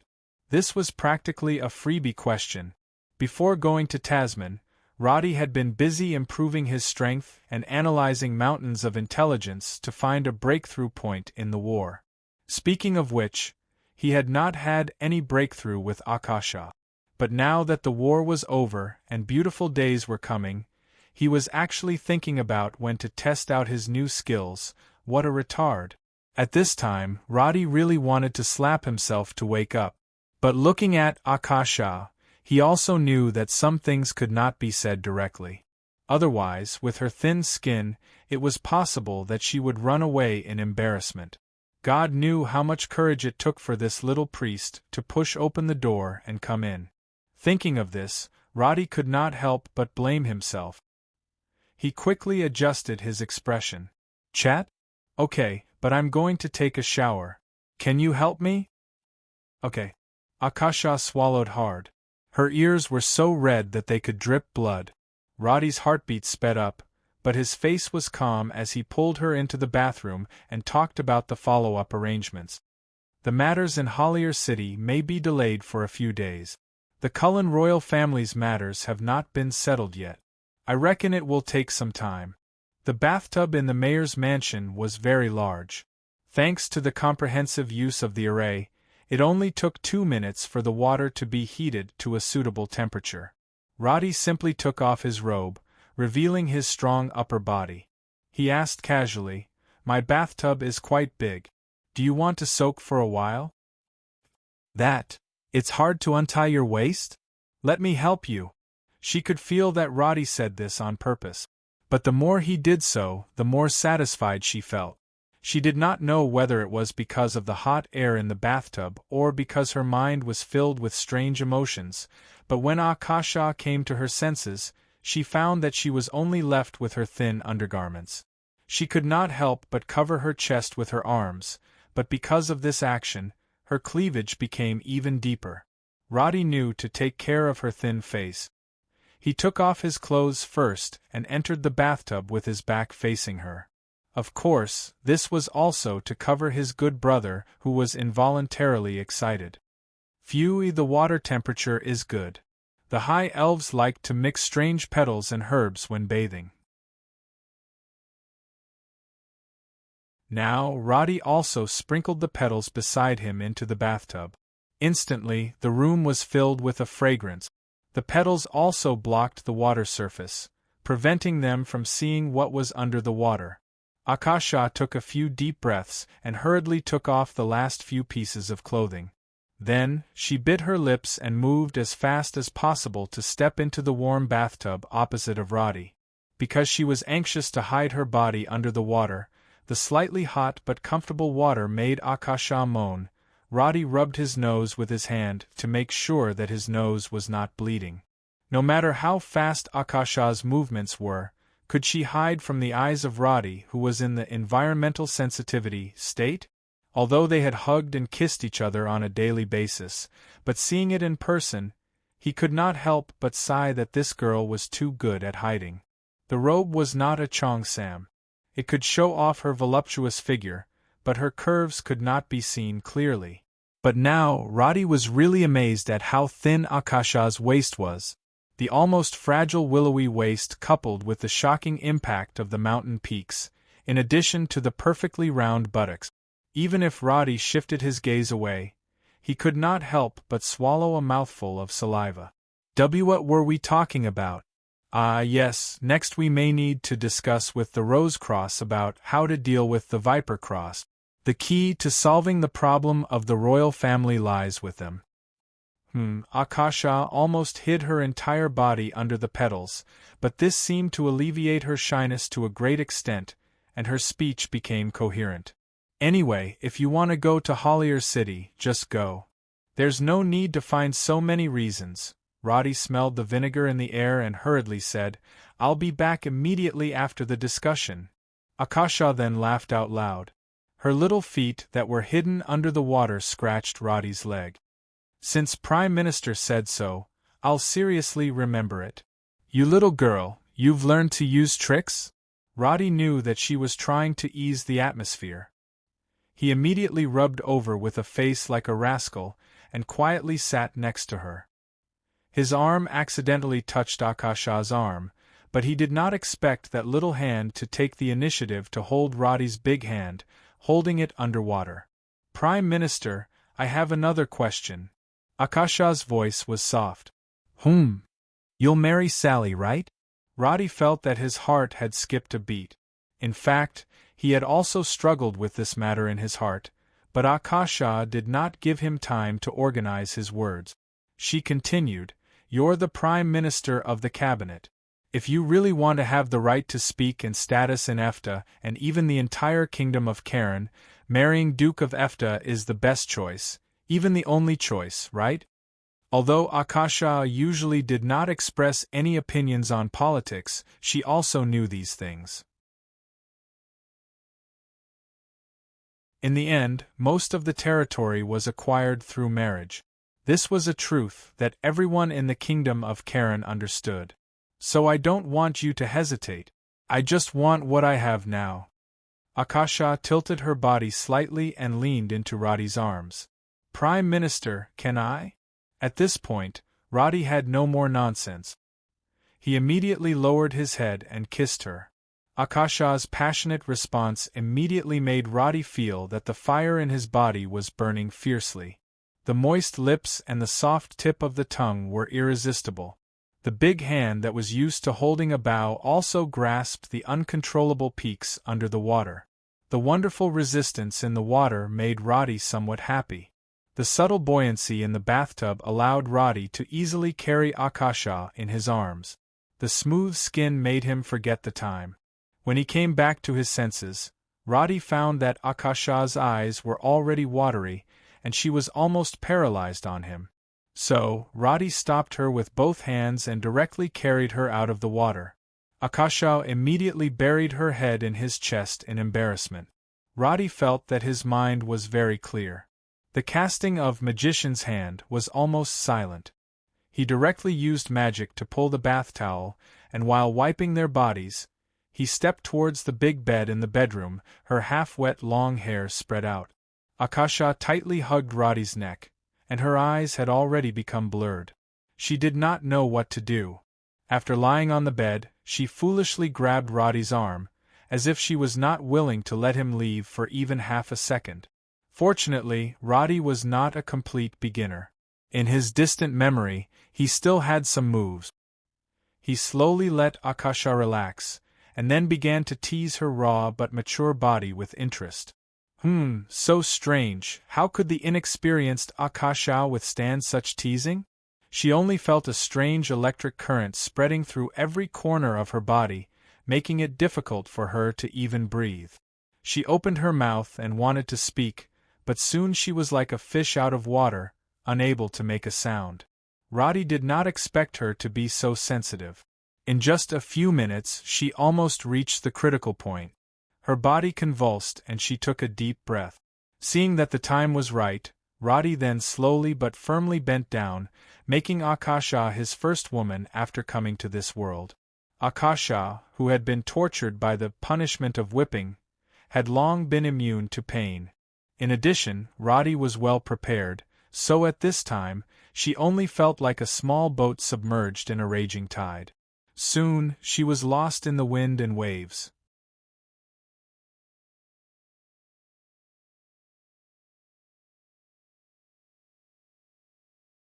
Chapter 593. Roddy, who had a strong physique, finally fell asleep in Akasha's arms. He was relaxed, his mind was empty, and in the end, his body was almost emptied. In short, when he opened his eyes again, the sunlight outside the window was already at the foot of the bed. It was almost 11 o'clock in the morning. Roddy stared blankly at the ceiling for a few seconds. He then realized that his arms were holding a warm body and his palms were holding a soft part of the body. He blinked, but didn't move for fear of waking up Akasha, who was tired after a night. After taking a step from a boy to a man, Roddy found that his mentality immediately changed. At least in the aspect of consideration. He was much more considerate than before. However, Akasha was obviously almost asleep. When she woke up, she naturally turned around and nestled in his arms. She looked at Roddy with sleepy eyes, as if to confirm that she was not dreaming. With her voluptuous body in his arms, Roddy felt that his body was a little out of control again. What happened to his body being emptied? How could it recover so quickly? Fortunately, Akasha was really a little tired, so she didn't dare to continue doing anything excessive. It took a lot of willpower for Roddy to get up from the bed. He really understood the concept of, from now on, the king will not have morning court. Akasha was like a new daughter-in-law.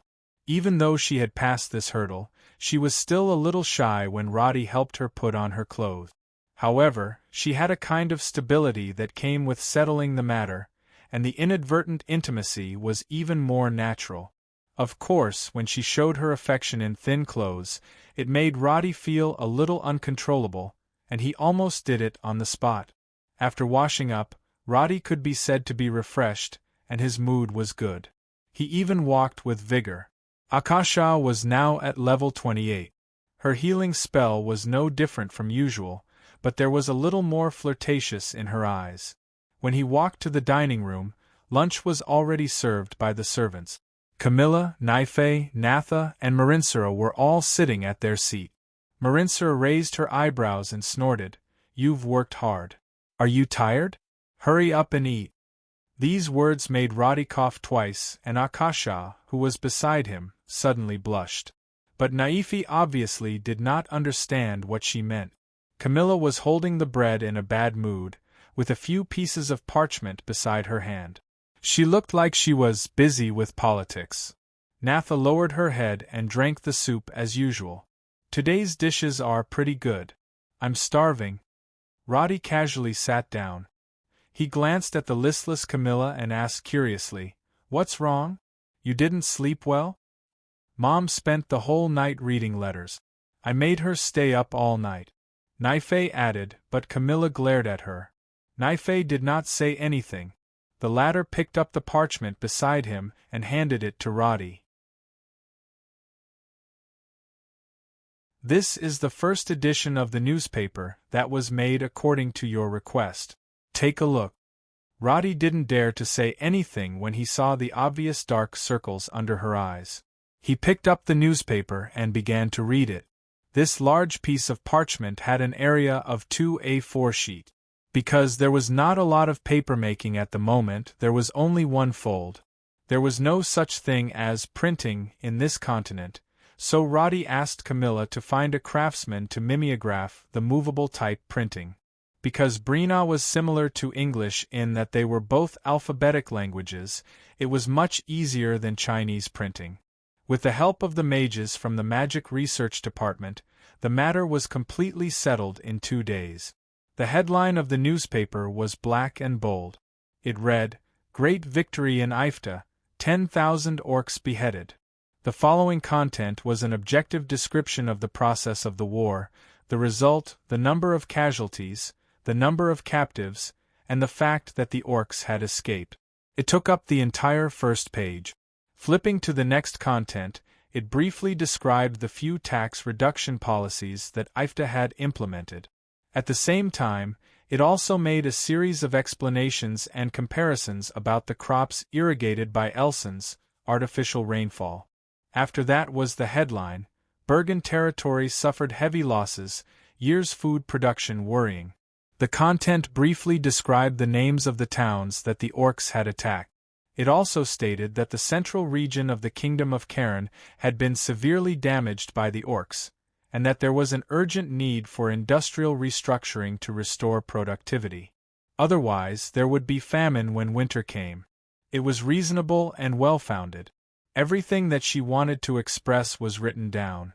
Roddy drank a cup of milk in satisfaction and praised, Well written. Publish it according to this page. The next one will be out in a week. But it's too troublesome to let you do everything. This will be an industry in the future.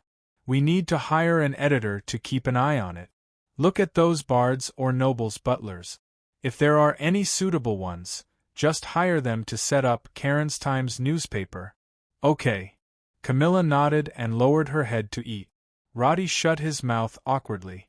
Beside him, Melinthra rolled her eyes. I haven't seen Houdini for a few days. Where has he been? He's in a hurry to choose a port. When the meeting in Holier is over, we'll go there directly to find him. Roddy finished his meal in a few mouthfuls. Before he left, he said to Akasha, I have something for you later. Come to the magic tower in an hour. Oh, okay. Akasha smiled like a flower. She was the complete opposite of Camilla, who had her eyes lowered. Roddy had originally planned to go to Holier in the afternoon. But before he left, he felt that there was something he had to do in advance. After the Undead Slayer was upgraded to the highest level, it provided a skill called Undead Sacrifice. The effect was to shatter, condense, and recondense the souls of undead creatures into socketed crystals. Back then, Augustine's incarnation disguised itself as an orc and fought with him.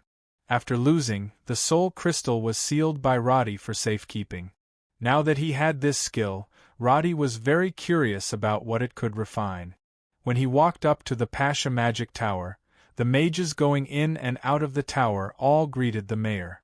Looking out from the magic tower, He could see the soldiers and Teflons training in the military camp. There were more than 50 Teflons in the army. Clearly, Roddy had done a good job of teaching those lazy guys a lesson. According to the map bar, Nora and the other 5 Teflons with special skills were not training at the moment. Instead, they were attending classes in the newly established Elson Central Intelligence Agency. They were working hard to learn the language and customs of the Kingdom of Karen. The first thing he had to do in the next few days was to organize the functions of the intelligence department and gradually send orders to the various offices in Pasha. Nothing could be rushed, but with a framework, everything could be built slowly. Roddy estimated that it would take at least half a year for the economy to recover after the war. But with the Karen royal family watching, he had to solve this problem first. Anyway, it's much easier than going to war, he muttered to himself and walked into the lab. He took out the soul fragment that was stored in the enchantment and then activated the undead sacrifice on the test bench.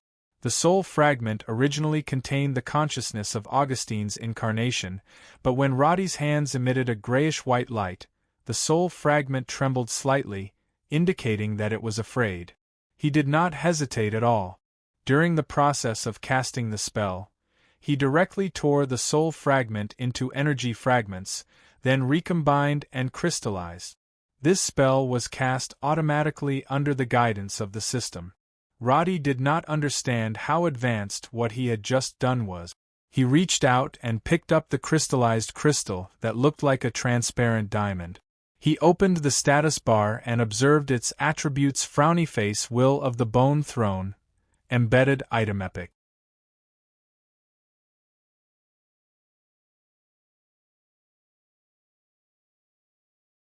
Chapter 594. After all, it was the soul of a powerhouse over level 60, and Roddy was not surprised by its epic-grade quality. Roddy was not a necromancer, so he had no idea. In his opinion, this thing was actually more formal because it was prepared for Akasha. Not long after, the little priest opened the door of the laboratory. Roddy saw her walking over with a smile, and could not help but hug and kiss her first. This kind of intimate feeling was not felt before. It seemed that taking the last step was really important for the two of them. "Come, raise your hand and let me see your ring." Akasha obediently reached out and took off the ring that Roddy had picked up in the Ender Mine. Speaking of which, the beginning of her good impression of Roddy originated from this ring that could dispel darkness. But now it seemed that the attributes of this ring were a bit outdated. Apart from being able to activate the arcane light, protection, skill, it did not have much use. However, Akasha was able to suddenly use the necromancy scroll, and later really cast the necromancy spell with her own magic power, which was related to this mysterious ring. Unfortunately, no matter how she and Roddy studied, they could not find out the secret behind this ring. When this ring was first obtained, the base looked empty, and obviously the gem inlaid on it had been lost. Roddy thought of this, so he specially picked up the crystal called Consciousness of the Bone Throne and gently inlaid it on the base. The inlay slot of the crystal was uniform, and this ring was no exception. The moment the white crystal was completely inlaid, Roddy suddenly felt the ring buzz. After that, he and Akasha watched the transparent crystal slowly turn golden, and the originally plain appearance of the ring also revealed tiny magewebs that were previously hidden. Theosary's Soul Ring, Epic Grade plus 120 Spirit Effect, received Skill Arcane Light, Protection Level 2 Effect, received Skill Arcane Light, Awakening Level 1 Inlay Effect. All the undead you summon increase by 3 levels. Soul-bound item compared to the original, the level of the ring had obviously increased a lot. At first, it was just a white level 5 equipment. Now, it looked like it was equivalent to advancing to level 25. The original Arcane Light, Guard, had leveled up, and the new Arcane Light, Awaken, was unknown to Roddy. Since the ring was soul-bound, he did not have the right to check it out. Including the crystal stone embedded in the ring, The attributes of this ring could be said to be super strong. At least in Akasha's hands, it should be able to display its power. After all, apart from the 10 High Elf Arcanists, there were still more than 1,500 High Elf undead in Elson City. If they were to go to war, the effect would be obvious. He returned the ring to Akasha, who stretched out her hand. Roddy naturally understood the meaning of her gaze, so he slowly put the ring on her ring finger. On June 8, the second week after the end of the war, a cabinet meeting was officially held in Hollier. To the Iferta people, this day meant the revival and rebirth of the entire territory. But to the Bergen territory in the eastern part of the Kingdom of Karen, the people who had suffered from the disaster were still in a daze. Sauron's army was not large, but they were obedient and efficient. So before he left, he looted almost all the food in the towns he passed by. He took what he could and burned what he could not. No one could stop him along the way. Although he did not carry out any special massacres, he did not give a special sword sealing order either. So few of the farmers who tried to protect their food were spared. And now, more than half of the farmland in the villages of the Bergen territory was abandoned because the people in the villages were almost all dead. Not only the farmers, but the nobles and knights in the territory were also hit hard. This kind of sweeping through like locusts caused many nobles to completely fall. The Koshi knight who came to the town was obviously one of them. In terms of rank, he was not a noble. He was just a young man who inherited his father's fief. He was skilled in martial arts, knew how to ride a horse, was educated, and had a small piece of land and village under his name. This was basically the norm for most of the knights in the Kingdom of Karen. When there was no war, everything was fine, they could collect taxes and sell wine, at least they could get by. But after this war, the Koshi knight felt that he would soon starve to death on the street. His scrawny horse followed behind him, dejected and listless like Koshi. The town of Terra, looking up at the streets and buildings that were still intact, his eyes lit up a bit. This place had not been looted by the beastmen. I can probably find some work to eat first. Don't think that a knight is that great. There were many nobles who had it worse than him when they fell. Koshi was already a smart person who knew that poverty leads to change, at least when he participated in the war against the beastmen and failed. He directly chose to withdraw. Fighting this war cost him the last bit of his family's wealth. His territory was plundered, and the only thing left was his weapon and horse. Koshi could only wander here. There were quite a few merchants hawking their wares on the street. Koshi's stomach was growling from hunger, but he didn't have a single cent on him. After thinking for a bit, he finally decided to sell the short sword in his hand in exchange for some rations. But no matter how he asked, no one was willing to buy this sword. Because this sword hadn't been maintained for too long, it was already rusty and couldn't be sold for a good price. In the end, a group of merchants from another place took pity on him and offered a friendly price to buy it. Koshi thanked them profusely, glanced at the merchant's flag and asked, "Pears Merchant Guild? You came from Ifta?" "I've been here for almost a year. I'm the person in charge here." The one who answered him was a middle-aged merchant with a full beard. "You're a knight? This horse should be a warhorse, right? Why is it so skinny that it's not even as fat as my donkey?" "Don't mention it, there's a war. Even if the nobles lose, they won't give us anything to eat. What can I do?" Koshi grumbled a bit, counted the 3 silver coins he got from selling the sword, and thought to himself that he finally had enough money for his meals these few days. But before he left, the merchant called out to him, "Knight, you recognized us just now when you saw our merchant guild's flag, right?" "Yes, aren't you riding it here?"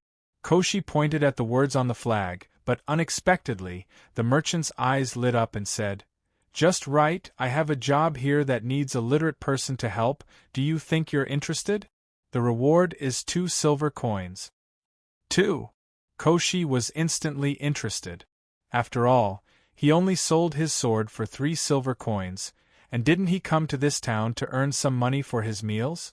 So he immediately asked, "What exactly do you want? Let me hear it."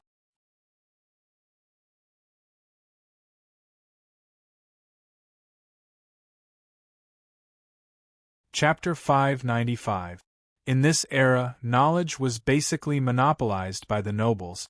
Therefore, other than the higher education rate of the citizens in the cities, the people in the ordinary towns were basically illiterate. If the Lord wanted to send out a notice, he would have to specially send someone to read it a few times. Although Kushi was now in dire straits, he was still educated under his father's guidance. He glanced at the contents of the newspaper, confirmed that he knew everything, and happily accepted the task. After asking the waiter at the entrance to lead the horse away, Kushi entered the room and found a seat near the middle. He ordered a cup of the cheapest ale and opened the newspaper in the dim light. He planned to see what was written on it, but he was a little fascinated by it. The small piece of parchment was filled with words on both sides. For an era where communication was scarce, such a large amount of information was very shocking. As Kushi read on, he forgot his original task. His behavior of drinking ale while reading the newspaper suddenly became the focus of the crowd. There was no other reason. Reading a piece of parchment in a place where there were many illiterate people, wasn't this deliberately showing off that he was cultured? "Hey buddy, if you want to read, go outside. The lighting here is so bad." "Yeah, do you drink ale like wine? Come on, read it to us. Look at how engrossed you are." Kushi reluctantly moved his gaze away and said to the bald man who asked him the question, "Excuse me, this is the recent news in our kingdom of Karen. News? What news can there be? Isn't it just the matter of Earl Moore being defeated by the orcs and scurrying back to the kingdom? What's there to talk about?" No, not only that. Kushi pointed to the big headline on the front page and said, "EFTA won the battle. Do you know?" This sentence immediately caused a wave of exclamations, and the other voices in the room immediately quieted down. Some people were skeptical, and some said that it must be nonsense, but when Kushi read the content word by word, almost everyone in the room was dumbfounded.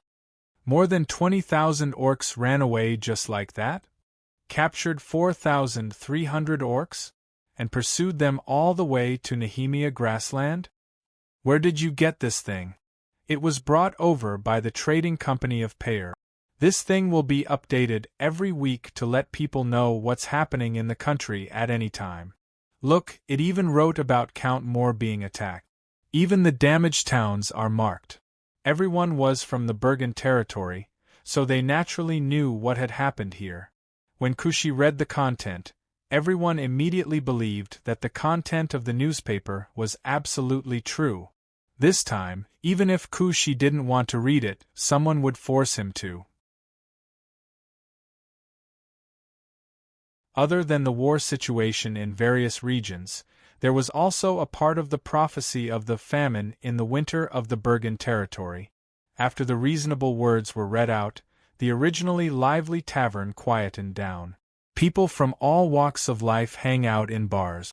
Mercenaries, merchants, neighbors, and travelers were all here. Although they were not the ruling class of this society, those who would come over for a drink were people who had more experience and were clear-headed. The farmland was destroyed, the food was stolen, the farmers were killed, and the territory was empty. Charles II actually wanted to recruit soldiers to attack EFTA. Has His Majesty gone mad? Count Moore gave up his right to command and replaced by Count Milner?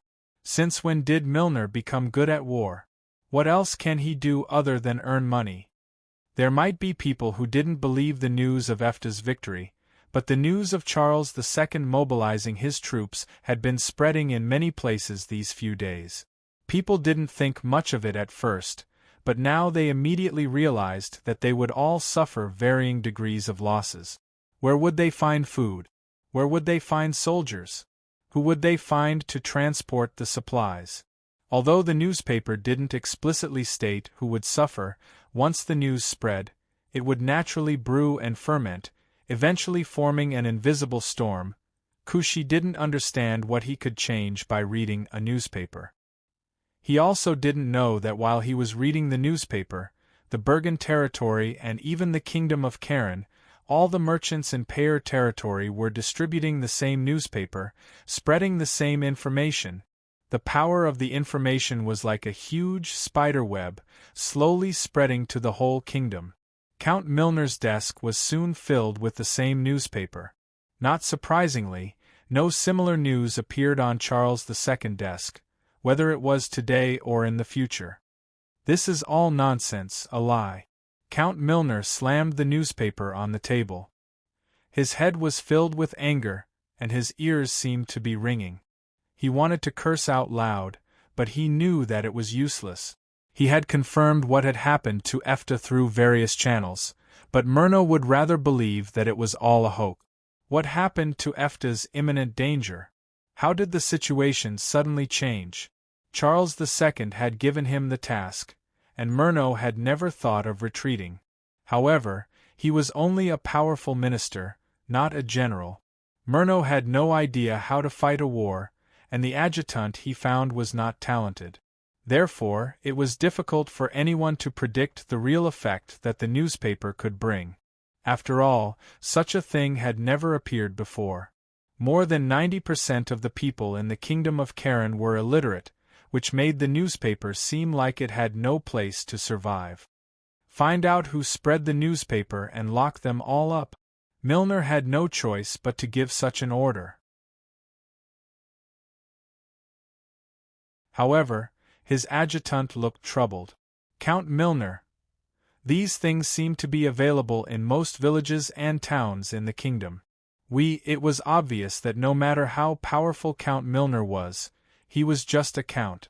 He could show off his power in the Bergen territory, but outside of the Bergen territory, even Charles II's imperial sword would not work. Who are you? Who are you to command me? Catch all the people that can be caught. Catch those that can't be caught. Milner was so angry that he crumpled the parchment into a ball and threw it at the adjutant's face. Do you need me to teach you this? The adjutant, who did not even dare to breathe heavily, hurriedly responded.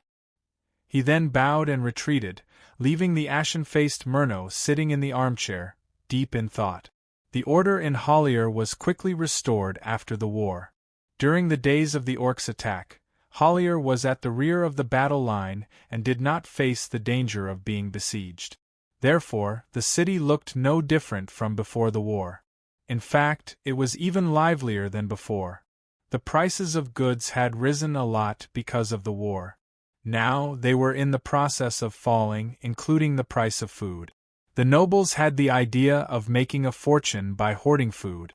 Therefore, in the past, when there was a war, the price of food could increase by 8 or even 10 times, and no one could stop it. However, under the emergency mechanism of the cabinet, Hollier, which had hoarded more food in advance, easily stabilized the price of food. At least, there were no cases of civilians starving to death because they could not afford food. The dozens of decrees issued by the cabinet before the war were not in vain. Whether it was the unification of the military or the details of the implementation, they all proved the superiority of the cabinet over the traditional feudal lords. Of course, this was under the premise that a large number of feudal lords of Iferta had died. The Rose Cross had also contributed a lot in the war, but the war ended even faster than it started. While the governors were rejoicing, they couldn't help but have a deeper understanding of the Duke and the cabinet. Most importantly, they recognized their own position in the government. If Sally was a weak duke with no capable ministers and was timid, the Rose Cross Church would be more than happy to take control of the ducal palace and expand the church's development in the Rose Cross Church. However, it was obvious that the cabinet led by Rodi did not give them the opportunity to do so. During the first cabinet meeting on June 8, the abbot of the Rosary Cross sect in Hollier City was not informed from the beginning to the end. Obviously, Roddy did not intend to let the religious forces have any chance to affect his base. In the conference hall of the ducal palace, the 6 cabinet members sat on both sides of the long table. As the Prime Minister, Roddy, Duke, and Sally sat on both sides. At this time, there was no dispute that often occurred in the Parliament. On the contrary, the entire meeting was basically led by Roddy. In other words, it was basically Roddy's word that ruled here. Everyone, in my opinion, Ifurta is now facing a once-in-a-lifetime opportunity. We now have the highest administrative efficiency and the most suitable development environment. However, there is a concept that I need you to understand. Perhaps you will need some time to slowly accept it. Roddy's words echoed in the conference hall. The other 6 suzerains in the cabinet had long submitted to Sally's rule. Although they still had the title of Count and Marquis in name, they now knew that they had no power to object. The military power in Roddy and Sally's hands could flatten all of them at any time. Under such circumstances, sucking up to them was the only choice. So, all of them expressed their stance. They would listen to Duke. And Sally and Duke were even more straightforward. The cabinet's decisions are decided by the Prime Minister. I support all of Prime Minister Roddy's decisions. Roddy was not surprised. He only nodded and explained, what we need is not a country governed by countless suzerains. The decentralization of power means a decline in execution. I don't need to say this for all of you to understand. So, in the future, Ifurta's political structure will always maintain the current model. The cabinet is the center. We will gradually take back most of the suzerain's power and build a country with unified laws. These words made the 6 suzerains look at each other. After all, they were vested interests. How could they allow their things to be taken away? But Roddy was not that stupid. Of course, we will not take back the suzerain's power to govern their territories. But we have to make one thing clear. The suzerains must obey the cabinet's decisions. Only then can Ifurta be unified in the future. Unified, this word made everyone's imagination run wild. Not just the suzerains, even Sally's eyes glowed with a strange light. Charles II has already sent people to attack. When are we going to fight back? Prime Minister, can we still fight now? Earl Parker had a troubled look on his face. In this war, his territory was the one that had suffered the most from the orcs and had suffered heavy casualties. Roddy waved his hand. Do you really think that we can fight Charles II just because we want to? Sending Milner to Bergen to recruit soldiers isn't a viable option. Otherwise, Moore wouldn't have given up so easily. He tapped his finger on the table and said solemnly, the only thing we need to do now is to complete the post-war reconstruction and recovery as soon as possible. Elson City will provide floating space towers for artificial rain in the future to increase the production of all crop. As for the attack on Milner's side, leave that to me. At the moment, the cabinet was not divided into departments. The suzerains could only take care of matters within their own territories. Roddy temporarily treated them as the leaders of the 6 most powerful provinces and cities. As for external matters, he, who held the military power, would naturally take care of them. The suzerains chose to believe Roddy's reply, which sounded like he was boasting. Previously, they were still filled with fear of the orcs' attack, but the result had proven the strength of this iron-fisted Prime Minister. But that was not all. Roddy's subsequent decision left them dumbfounded. In the next 3 months, we must expand our territory into the Nehemian Plains.